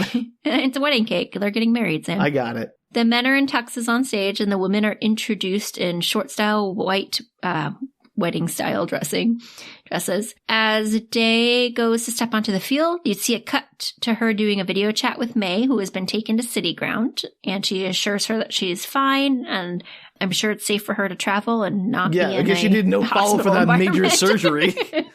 Now, Danielle, as someone who has had major surgery, is it fine for you to get up and go join a resistance movement the next day? I mean, I probably wouldn't recommend it. It depends on what disease she has, what kind of surgery she had. You see a little I've had minor surgery, Danielle. Even then, it's you should not walk very fast for a week until the stitches heal. No, she's up. She actually, one of the funny parts is when Valentine's comes into the room, she immediately sits up, and I was like, I don't know if I would do that. What kind of surgery? Did she have abdominal surgery? Right. She has a little tear her stitches or whatever. Yeah, she has a little, what's it called? A little bandage, kind of where her trachea is, or into her collarbone area. She got tracheotomy? When she was wearing oxygen, I'm like, does she have some kind of lung thing? What surgery is going through there to do what? Bonker stuff. But she is up and around, and you can tell it's kind of outdoorsy where she is, so that seems like a terrible place to heal from major surgery, but what do I know? I think nature's got plenty of things that get into a cut and help out. So she assures her she's fine. She's sitting up on a stool no big deal. I'm like, this is crazy. I guess either her illness wasn't that severe, or it's been months since the last surgery happened. Yeah, and she's no longer on her oxygen, so they fixed whatever the problem was. Yeah, I guess she's totally fine. Needs no fault. Needs no like antibiotics to keep her going. Whatever. Maybe they have a med tent there. I don't know. So she tells her sister, May tells her sister that she feels bad because if it wasn't for her, Day could pick the person who she actually loves. So apparently she's been filled in on how all this is going. But no, it's over. She can still do that. Who's going to stop her? Day tells her that's not the case. May's her inspiration, and May is like, just pick whoever you want. Like, it doesn't. I've gotten my surgery. Yeah, I'm good. Are they going to go back in time and unsurgery her? I mean, she doesn't say that, but that's what I was thinking. I'm like, she doesn't need further surgeries, right? Is she okay? We don't know. Apparently not. And like, either the mother has the ability to disappear son or Day, so apparently the mother either has the ability to disappear Day if she goes against her wishes, right? Mm-hmm. In which case the whole thing with May was unnecessary. Or she doesn't, and she has no power anymore at all. I don't know, man. All right. Anyway, Day runs out on stage to what is absolutely Hunger Games music. Like, sure. 100%. They used that tag. I was like, that is from the Hunger Games. Cut back to Valentine telling her she needs to win the last game because she's the hope. Not because it matters to the game, but she's the hope of an entire group of people. So she needs to show the rich people who's boss, essentially. Yeah, okay. Let's see. And then you cut to Valentine again, wheeling in containers of food, which she passes off to in the underground parking lot. And she passes them off to guards who kind of look at them, but barely. And then they don't question it. And I guess it's from one of the people who are working with the organization or whatever. These guards are terrible. I know. And then Sun gets an alert that on his phone, while he's on stage, that obviously the first part of the plan is in place. So the first round of the game begins, and they have... What board game is this not? It is definitely not a board game. I don't know what this game is. There's not one board game in the entire series. I am livid. Candyland. What did you want? And there was the Game of Life or whatever the last one was. That wasn't Game of Life. That was drive around in a Jeep and play claw machine, the game. Yeah, but they set it up like a board game style. Okay, sure. I visually can't tell you what's going on screen, Sam. It has a board game flavor to it. It just is not real board games. Unacceptable. And that was a dice game. Remember, they throw the dice to move a certain amount of spots. It was basically a live board game. Okay. I give a partial credit at best. And then that random one where they dressed as vegetables and ran into that's not a board game. That's just a double dare challenge. Don't try to sell that one, Daniel. You're reaching. You know it. I didn't think that was a board game. I don't know what that was. Okay, good. Anyway, so what they have to do is the first step is to catch the bouquet, which is thrown from the top of the cake by this giant Lego couple.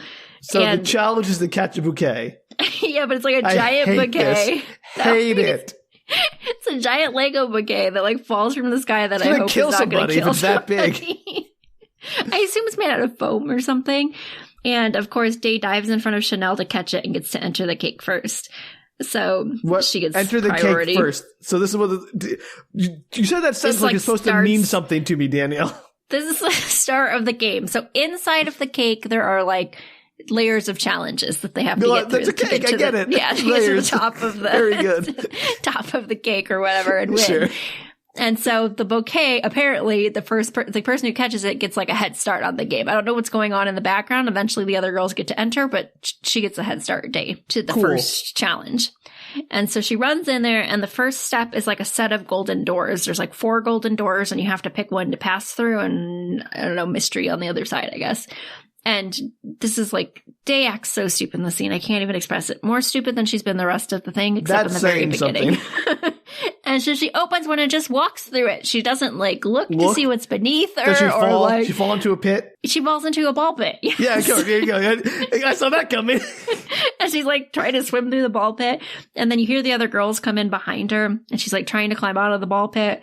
And all the other girls, one other one rushes through the door as well and falls in. And then Chanel's yeah, I'm not doing that. And everybody else looking through the doors. And Chanel walks through and it's just a catwalk. And she walks through it and looks down at Day you're a moron and keeps walking. And I'm yeah, Chanel's right. Day is a moron. Look through the door. Look before you leave. It's so obvious. It's become an aphorism.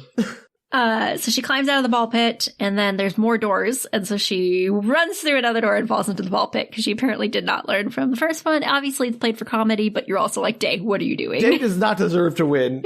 If she wins after this performance, then I'm going to be on Chanel's side. Like, rigged or not, Day did not deserve this win. Yeah, it's very dumb. Chanel and Bovy sashay their way on the walkway because they have figured out how doors work, and she has not. And you see her jump up. You mean the fact that you can look through them after you open them without having to enter them first? The rooms are dark or something. It's so stupid. I mean, what you could do very easily is have like a curtain in the door so you have to step through it to get to their side or something like that. Yeah, it's crazy. Cut to Chanel's mom. She's watching from the VIP room, which is high above the arena with Jenny and the others. And another parent or person comes up to her and congratulates her, telling her Chanel has a lot of talent. She must be proud. And I was like, talent for what? Talent for walking, apparently, or looking through walking doors? Through doors? Like, is the entire cake challenge just the doors? No.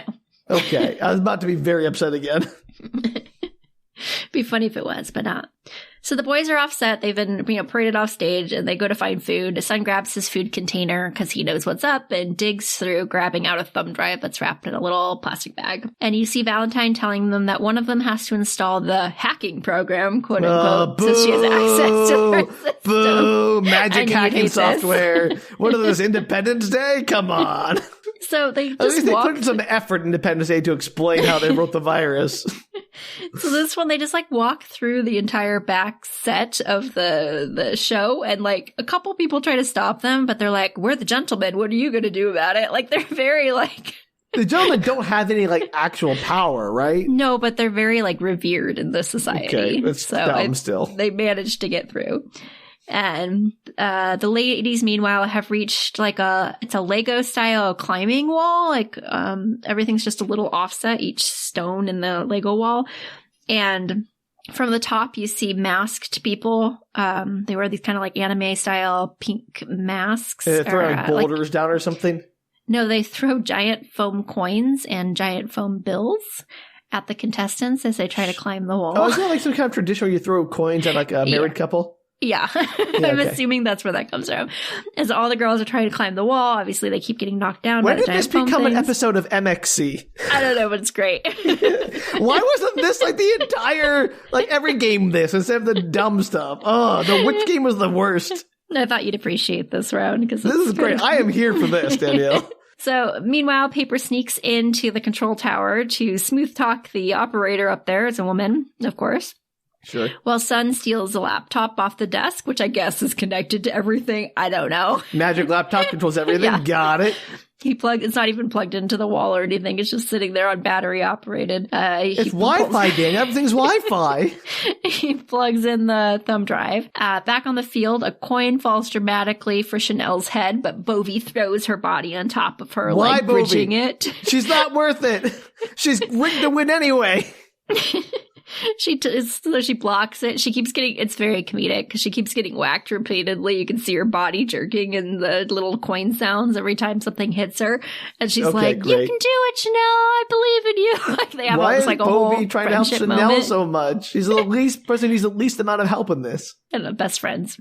Sure. So she allows Chanel to climb further up, and then Day and her are neck and neck. Meanwhile, download's complete. Almond, Paper, and Sun are together. They leave the control tower. Valentine gets a notice that the program has been uploaded. And as she's getting into her getaway van, you hear Jenny's voice saying that Valentine has been very reckless, and she appears out of nowhere behind her. Dun, dun, dun! Yeah. Then you cut to Jenny talking to someone, confirming that they still have a plan to ruin the finale, and the camera pans over, and you see that she's talking to Almond! Oh no! Okay. I mean... Almond's the spy within the spies. She's a double agent. Yeah, Almond's a double agent. Okay. I mean, I really didn't have much to say about him. That's because you didn't see him. So she thanks him for keeping an eye on them, and Almond says he's not doing it for her. He just doesn't. He's trying to protect his brothers. And she's like, well, it's a weird way to try and protect them is to sell them out. And he's like, yeah, well, I don't think they have realized what they're doing. Like, if they leave, they're on the run forever. Like, they can't, necessarily come back. They're like outcasts. Gotcha. Like, I don't think they realize what they're doing to this. And I'd really appreciate it if you could leave the government out of this and it's just between us. They're going to be hiding for the rest of their lives if you tell the government, if they manage to leave. And he goes, Jenny, you should know a lot about hiding. He must know about her pregnancy. Oh. How? I don't know. But he says it, and that's what it sounds like he's talking about. What? How does anyone know anything in this show? Like, what's going on? I don't know. Final round. Chanel and Day are standing in front of a giant Lego paper document. So even though Day was unable to successfully open a single door without falling into a pit, she managed to tie it up with Chanel, despite Bovy helping Chanel the whole time. Yeah, she manages on the No climb. one deserves to win. They all are terrible. I know, she's good at climbing, Sam. I don't know what to tell you. So basically there's this giant, as I said, wedding marriage document, marriage contract that they have to run up this Lego hill to get to. And they have these giant pens that they have to pull out of this it's so hard to explain. They have giant pens they're holding. They're huge, huge pens. And they have to run up the hill with the pens. And sign their names on it, right? And sign the name to the document. It's not that hard to explain. No, I was going to explain where the pens came from, but I've decided against it. Who cares where they came from?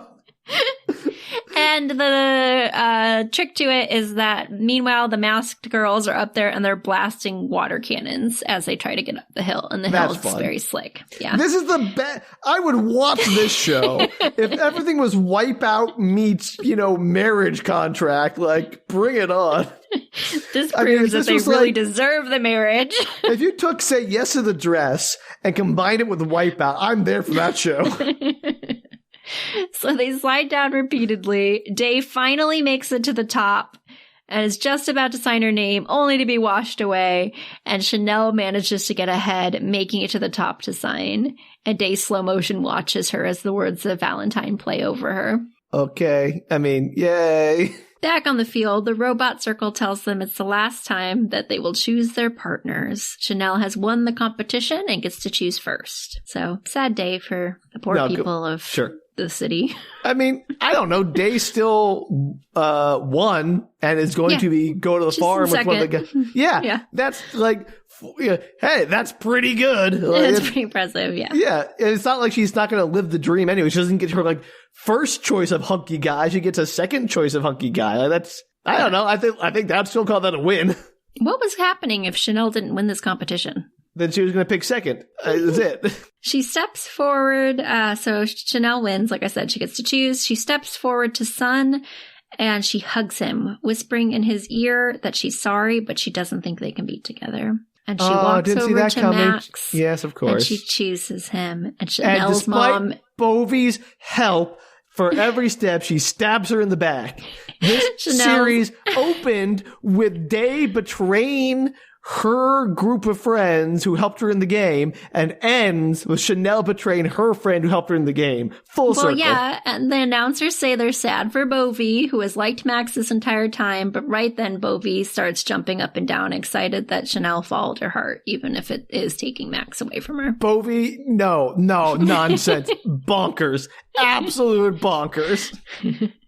And meanwhile, back in the VIP room, Chanel's mom is very shook by this whole event. Who cares? Max is great. It's fine. It changes nothing.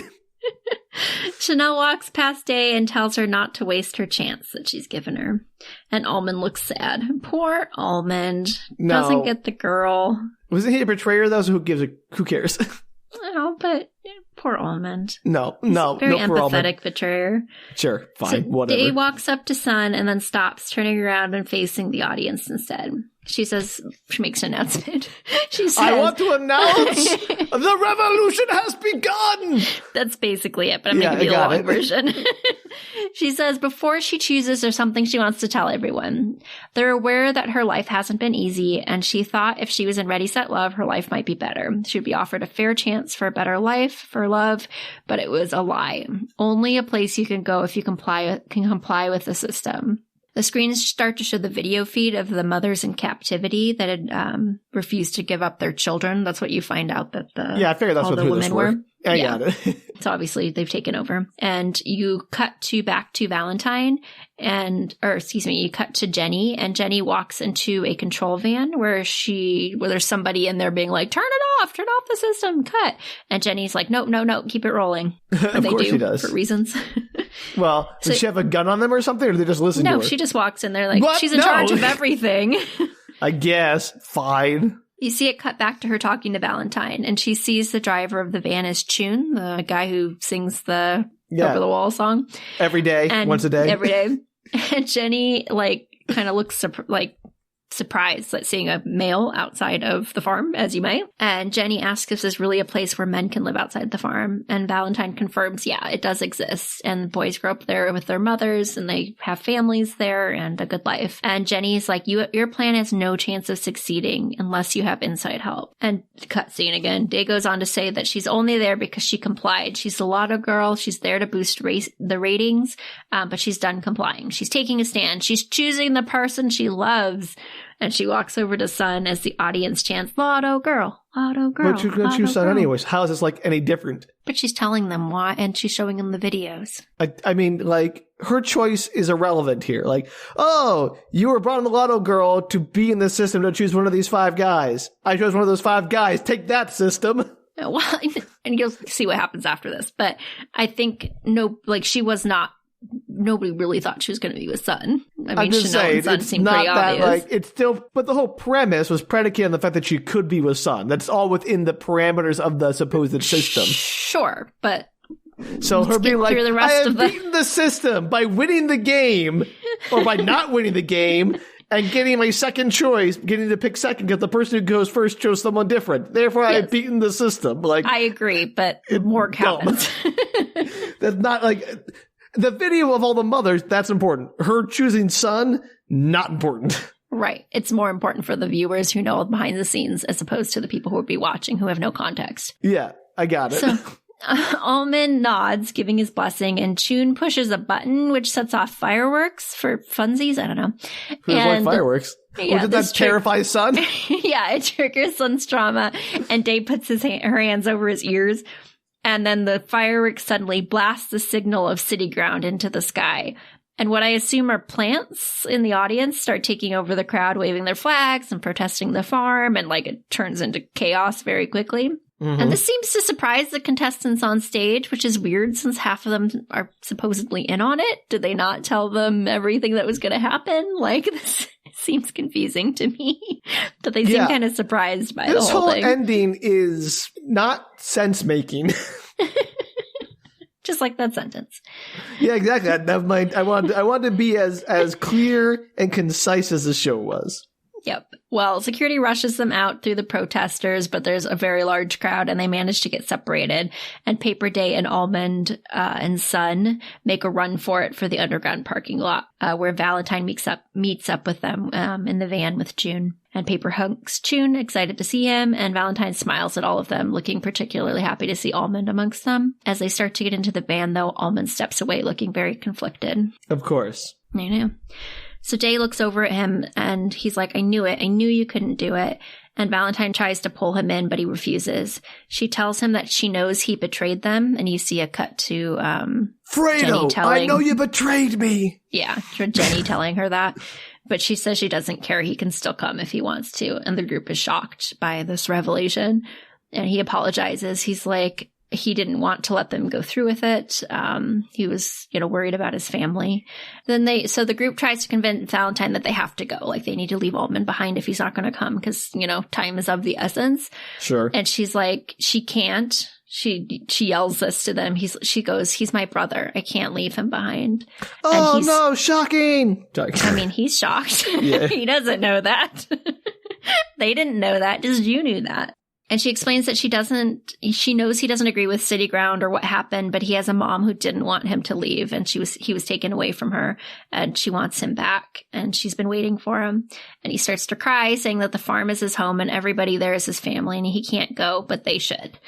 A Day comes up and ushers Val back into the truck, and they drive away, leaving Almond in the parking lot. It's really sad. Oh, poor Almond, I guess. He's a really good actor. It's a really sad scene.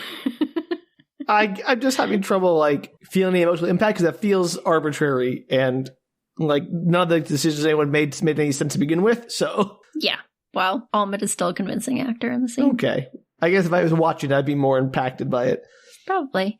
So Chun tells them they did their best. It was all they could do. And protests erupt. Jenny's phone is ringing off the hook, assumedly with what's-her-face, Chanel's mom, calling over and over, I'm sure. And security confirms that they lost Paper, Sun, and Day. So that's unfortunate for them. Well, get better security than what you have, because yours apparently sucks.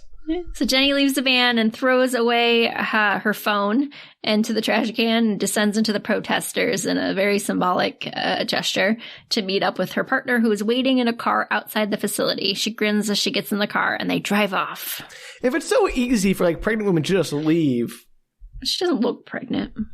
But, like, I just meant in general. Like, if you knew you were pregnant and you knew you were having a son, and it's just like, oh, we just get in that car and go. Like, no one's going to stop us. Like... Well, she hasn't announced to anybody. Like, she hasn't told But my point anything. is like, there's no population control here. There's no checkpoints. There's they're like, relying. It seems to be that they're relying on doctors to tell the government when it's supposed to be registered if it's a male birth. So that's probably why there's an underground movement, because it wouldn't be that hard to be like, I don't want to do that. Yeah, like I said, it's, again, I'm merely saying the government, the dystopian government here seems incompetent. Like, if you want to, like, why not have checkpoints? You don't need to check people who are pregnant. Just don't let people leave. And if you want to get Jenny, you know who she is, just put a checkpoint and there you can find her. I think there's so much chaos right now that they have, like, no idea what's going on. They probably assume Jenny's still on site. Sure. Doing her Whatever. job. I just think it's way too easy. Everywhere. I just think it's way too easy. Like, oh yeah, we can just leave. It's like, no problem. Well, no, why would anybody be watching for Jenny, though? She's supposedly works for the government. Maybe, like, but why would anyone, like, not have checkpoints at all the exits of the city? Well, like, maybe they are right the second starting that. It's like, I mean, in general, always, all the time. You're a dystopian government. Control the population. Well, I don't think they, like, monitor. I guess maybe around the farm they probably do, but she probably has security come in and out. They don't know that she's not working. Again, like, if she was just leaving, they wouldn't necessarily think twice about it. Sure. I just think it's nonsense. I think this government is bad at things, and I don't disagree with any of that. None of these people have earned their revolution. None of the people have earned their revolution or their escape. They've been handed it by an incompetent government that's been written badly. Well, somebody had to try against them at some point. It's not their fault they're the first ones to do it. Nonsense. It's amazing that City Ground didn't like win last time. Yeah, I mean, they should have won. Like, I think May could have done this on her own, just by herself as a child. Anyway, security shows up at the place Chun was broadcasting his music from, which seems weird because why would he have any tie-in? Why do they think that he's involved in all? And then you see Almond being interrogated, and they're like, you were the last ones with him. You have to tell us everything you know. And then Chanel goes to see her mother, who slaps her because she's angry. And Chanel, bless her, shakes it off and is like, I know you must be disappointed, but from now on, get used to it. And walks out of the room. Oh, great. I'm so happy for Chanel. Hello. She's going to continue to live in the system, and virtually nothing will change for her because Max is the same as Sun, essentially. Maybe. I mean, maybe. Who knows? Maybe the whole system will topple down. Cut to City Ground, an outdoor-style living space tucked into the mountains. And the news reports that protesting has continued in the wake of the final game. A government curfew's been instated, and there have been no updates on the disappearance of the 3 contestants. And who I assume is Chanel's mom, but maybe not, has just launched a political campaign in support of the farm system as she goes into re-election. So somebody high up, maybe her. Sure. Okay. So she's running on the status quo. Big deal. So you see the contestants hanging out at the farm. Day asks what Sun thinks is going to happen to them. And he says that he doesn't know, but he won't ever regret the decision to leave. And over the wall at the farm, though. You said they're at the farm. No, they're at City Ground. Okay, you said they were hanging out at the farm. Like, what are they doing back there? Oh, it's like the farm. There's a farm there. Like, it's okay, what, Danielle? Come on. What? They're hanging out at the farm. Not that farm, the other farm. It's just like an outdoor-style living space, farm-esque. Okay. Well, you can't have expected me to understand that from the farm. You see the contestants hanging out in the outdoor living space. Better. Club gave him better. And he says he won't regret the decision to leave. And Over the Wall begins to play, and Day chases May around as she interrupts them trying to kiss. And Valentine walks through a garden space up to her mother, and they look at each other sadly, and Valentine's mom just hugs her. And Paper looks out over the site as Chun walks up to him, saying that he's finally free. And Paper says he's given it a lot of thought. And Chun's like, well, what do you want to do then? And Paper leans in and kisses him. Yeah, of course. Jenny and her partner finally gets to like be bi or gay or whatever he wants to be. Jenny and her partner walk through the camp, and Jenny asks why her partner never told the authorities about their child, because obviously she didn't. Duh. She's like, yeah, because I knew you would change your mind. You're not a bad person. Like, you're not going to give away our child. Right. And I think another big problem is this whole system relying on the doctor's report. It relies on all the doctors buying into the system, even though they know the mothers get their sons taken away. Yeah. So I don't buy that for a second. No, I think they're hoping that people are really going to buy into the concept of like doing what's best for the country or the government or whatever. But the government isn't doing that. They're having a little game show that means nothing instead of, I don't know, breeding the men. Anyway, we're almost done, Sam. We're so close. It's not my fault that this ending is nonsense. Cut to 4 years later. Okay. Day and Sun seem... It's a paragraph. You'll survive. Day and Sun seem to have a few-year-old child, 3-year-old child, as they pull flowers in a field, and it fades to credits. But wait! A guard walks up to Chanel's mother and hands her a stack of photos. Inside are impressively close-up shots, considering they live in a pasture. Of Day and Sun and their kid. And as she goes through the photos, she finds a picture of a man in a running jacket in the woods who appears to be the same actor who played Sun's father. And he's still hanging around the woods? He's just running around in the woods doing nothing? He's been like hiding in the woods around the farm this whole time? I don't know if it was around the farm. He's just in the woods where the just woods random are. Woods? Not even the city ground woods, just like I don't know random if the woods look like woods, Sam. I don't know what they like. Where they're located. Why show this photo? There's like guy in woods. Big deal. Because he's supposed to be dead. Remember, he like got tranked at the end of it and supposedly Trank either killed or dead. taken. Yeah, but the soldiers like surrounded him. Like he clearly was either going to die, going to be like. I'm sorry, I'm not that invested in Sun's absentee father. Well, I'm not that invested in it either, except that. Obviously, there's probably going to be a second season. Okay, well, I can't wait to hear about that when it happens. And then, of note... Sure. And I kind of cut over that scene, but it's clear in the story that the mother, Chanel's mother and father don't actually love each other. They were part of the game and got married. Sure. Back in the day. And there's a lot of talk and the way she reacts to the photo, that it's possible that she was in love with Sun's father. Ah, sure. And so that's why she's a little obsessed with her daughter marrying Sun. I guess. I still don't buy it.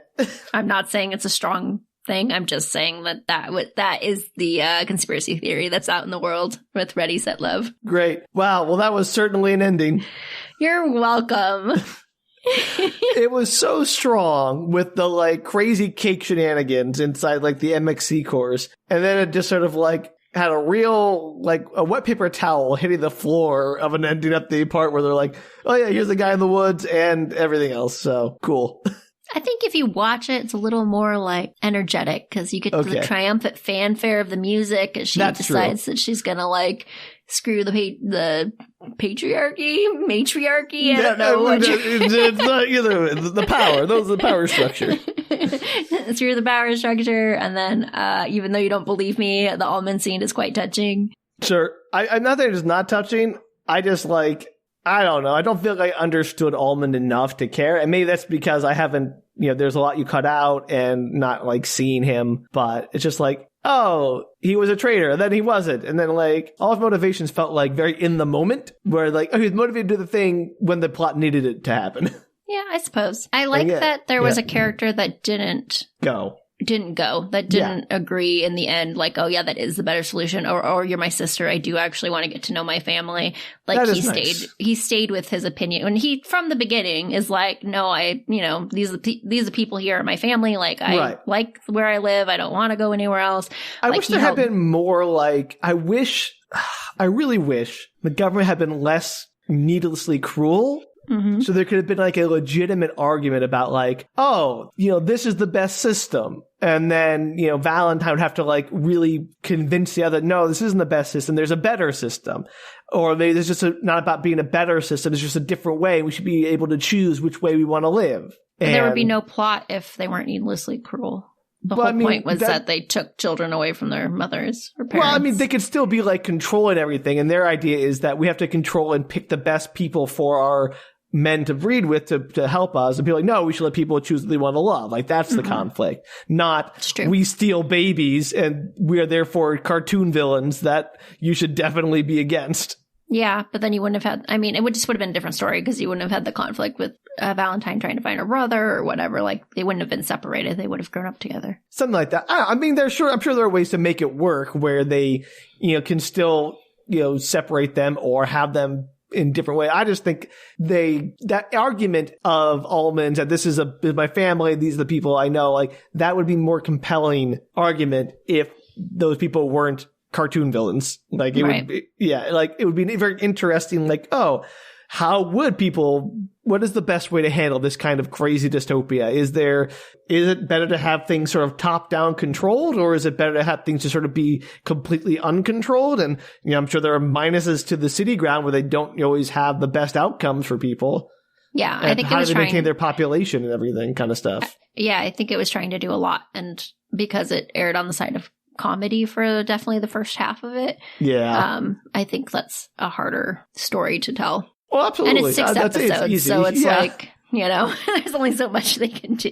Look, Danielle. But yeah, it had a lot of potential. And it's like just an absolutely bananas plot line. So yeah, all I'm saying is this is why I didn't really buy the whole almond thing or care that much because I think it's just it was dumb because the only thing that we ever learned is that the government is evil. Like there's no compelling reason to stay. So that was why I didn't really buy into it. His life was perfect. Why would he leave it? And he assumed his mom gave him up willingly, so he had no motivation to actually go visit his mother. And even when he learned the sister. But anyway, whatever. It's fine. It is what it is. Maybe season 2 will solve all these problems. Maybe, if they do a season 2. Well, they certainly set it up, though. Yeah, that's always great when they set up something and then never follow up on it. It was such a little setup, at the end where you could completely ignore it if you want to. Yeah. Everybody lived happily ever after the end. Well, Danielle, thank you for bringing me the conclusion of Ready, Set, Love. I would watch 1.5 episodes of that probably. Definitely the last part where they go through the cake. You might. The last episode might be their strongest, so you should totally watch that episode. It's on Netflix. Go for it. Yeah. And maybe the one where they're driving in that ridiculous car because they want to see that.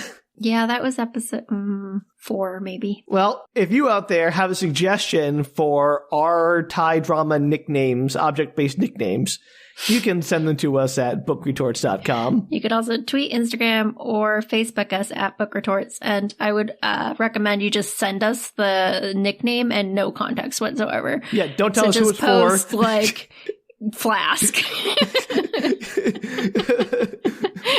Shoe brush. Yeah, just a noun. We're down for that. We will share those if you do that. And it's up to us to figure out who it's for. That'd be a fun game. We should do Excellent. that. Yeah, we should do that. Perfect. And if you want to help fund our second farm for wayward runaways from dystopias, you can do that at patreon.com/bookretorts. We're going to do a second farm? City Ground wasn't enough? No, because City Ground, they're clearly not very competent. So we're trying to, get an actual, organized farm going. Or apparently dystopia. You have to have a farm in this world. You have to have a farm to be a legitimate power in this world. So that's the rule. Step 1 is get a farm. I have a feeling we could do that. I don't know probably. what we'd farm. I can't keep plants alive, but you can maybe. Are we going to farm, Sam? What are we going to farm? I guess it's more of a ranch. I can do a dairy farm, right? Yeah, cows don't need photosynthesis. They do and they eat grass, but that's easy. Grass is fine. We can do grass. All right, we may or may not be having a cow farm, everybody. Dairy farm, Danielle. Come on, that has a word. Cow farm, whatever. That's a ranch. Moo milk. All right, well, until then, yeehaw, I guess. Not that Bye.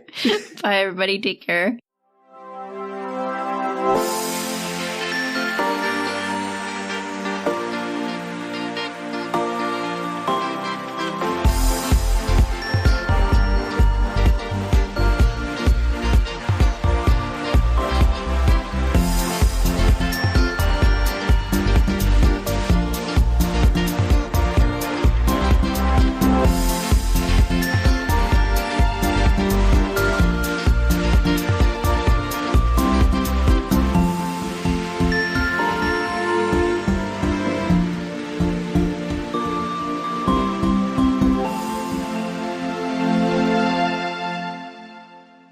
If you were doing a food cart, what food would you serve? Like you're one of those food carts that only makes one thing. Baked potatoes. Baked potatoes. What an incredibly awkward thing to eat from a food cart.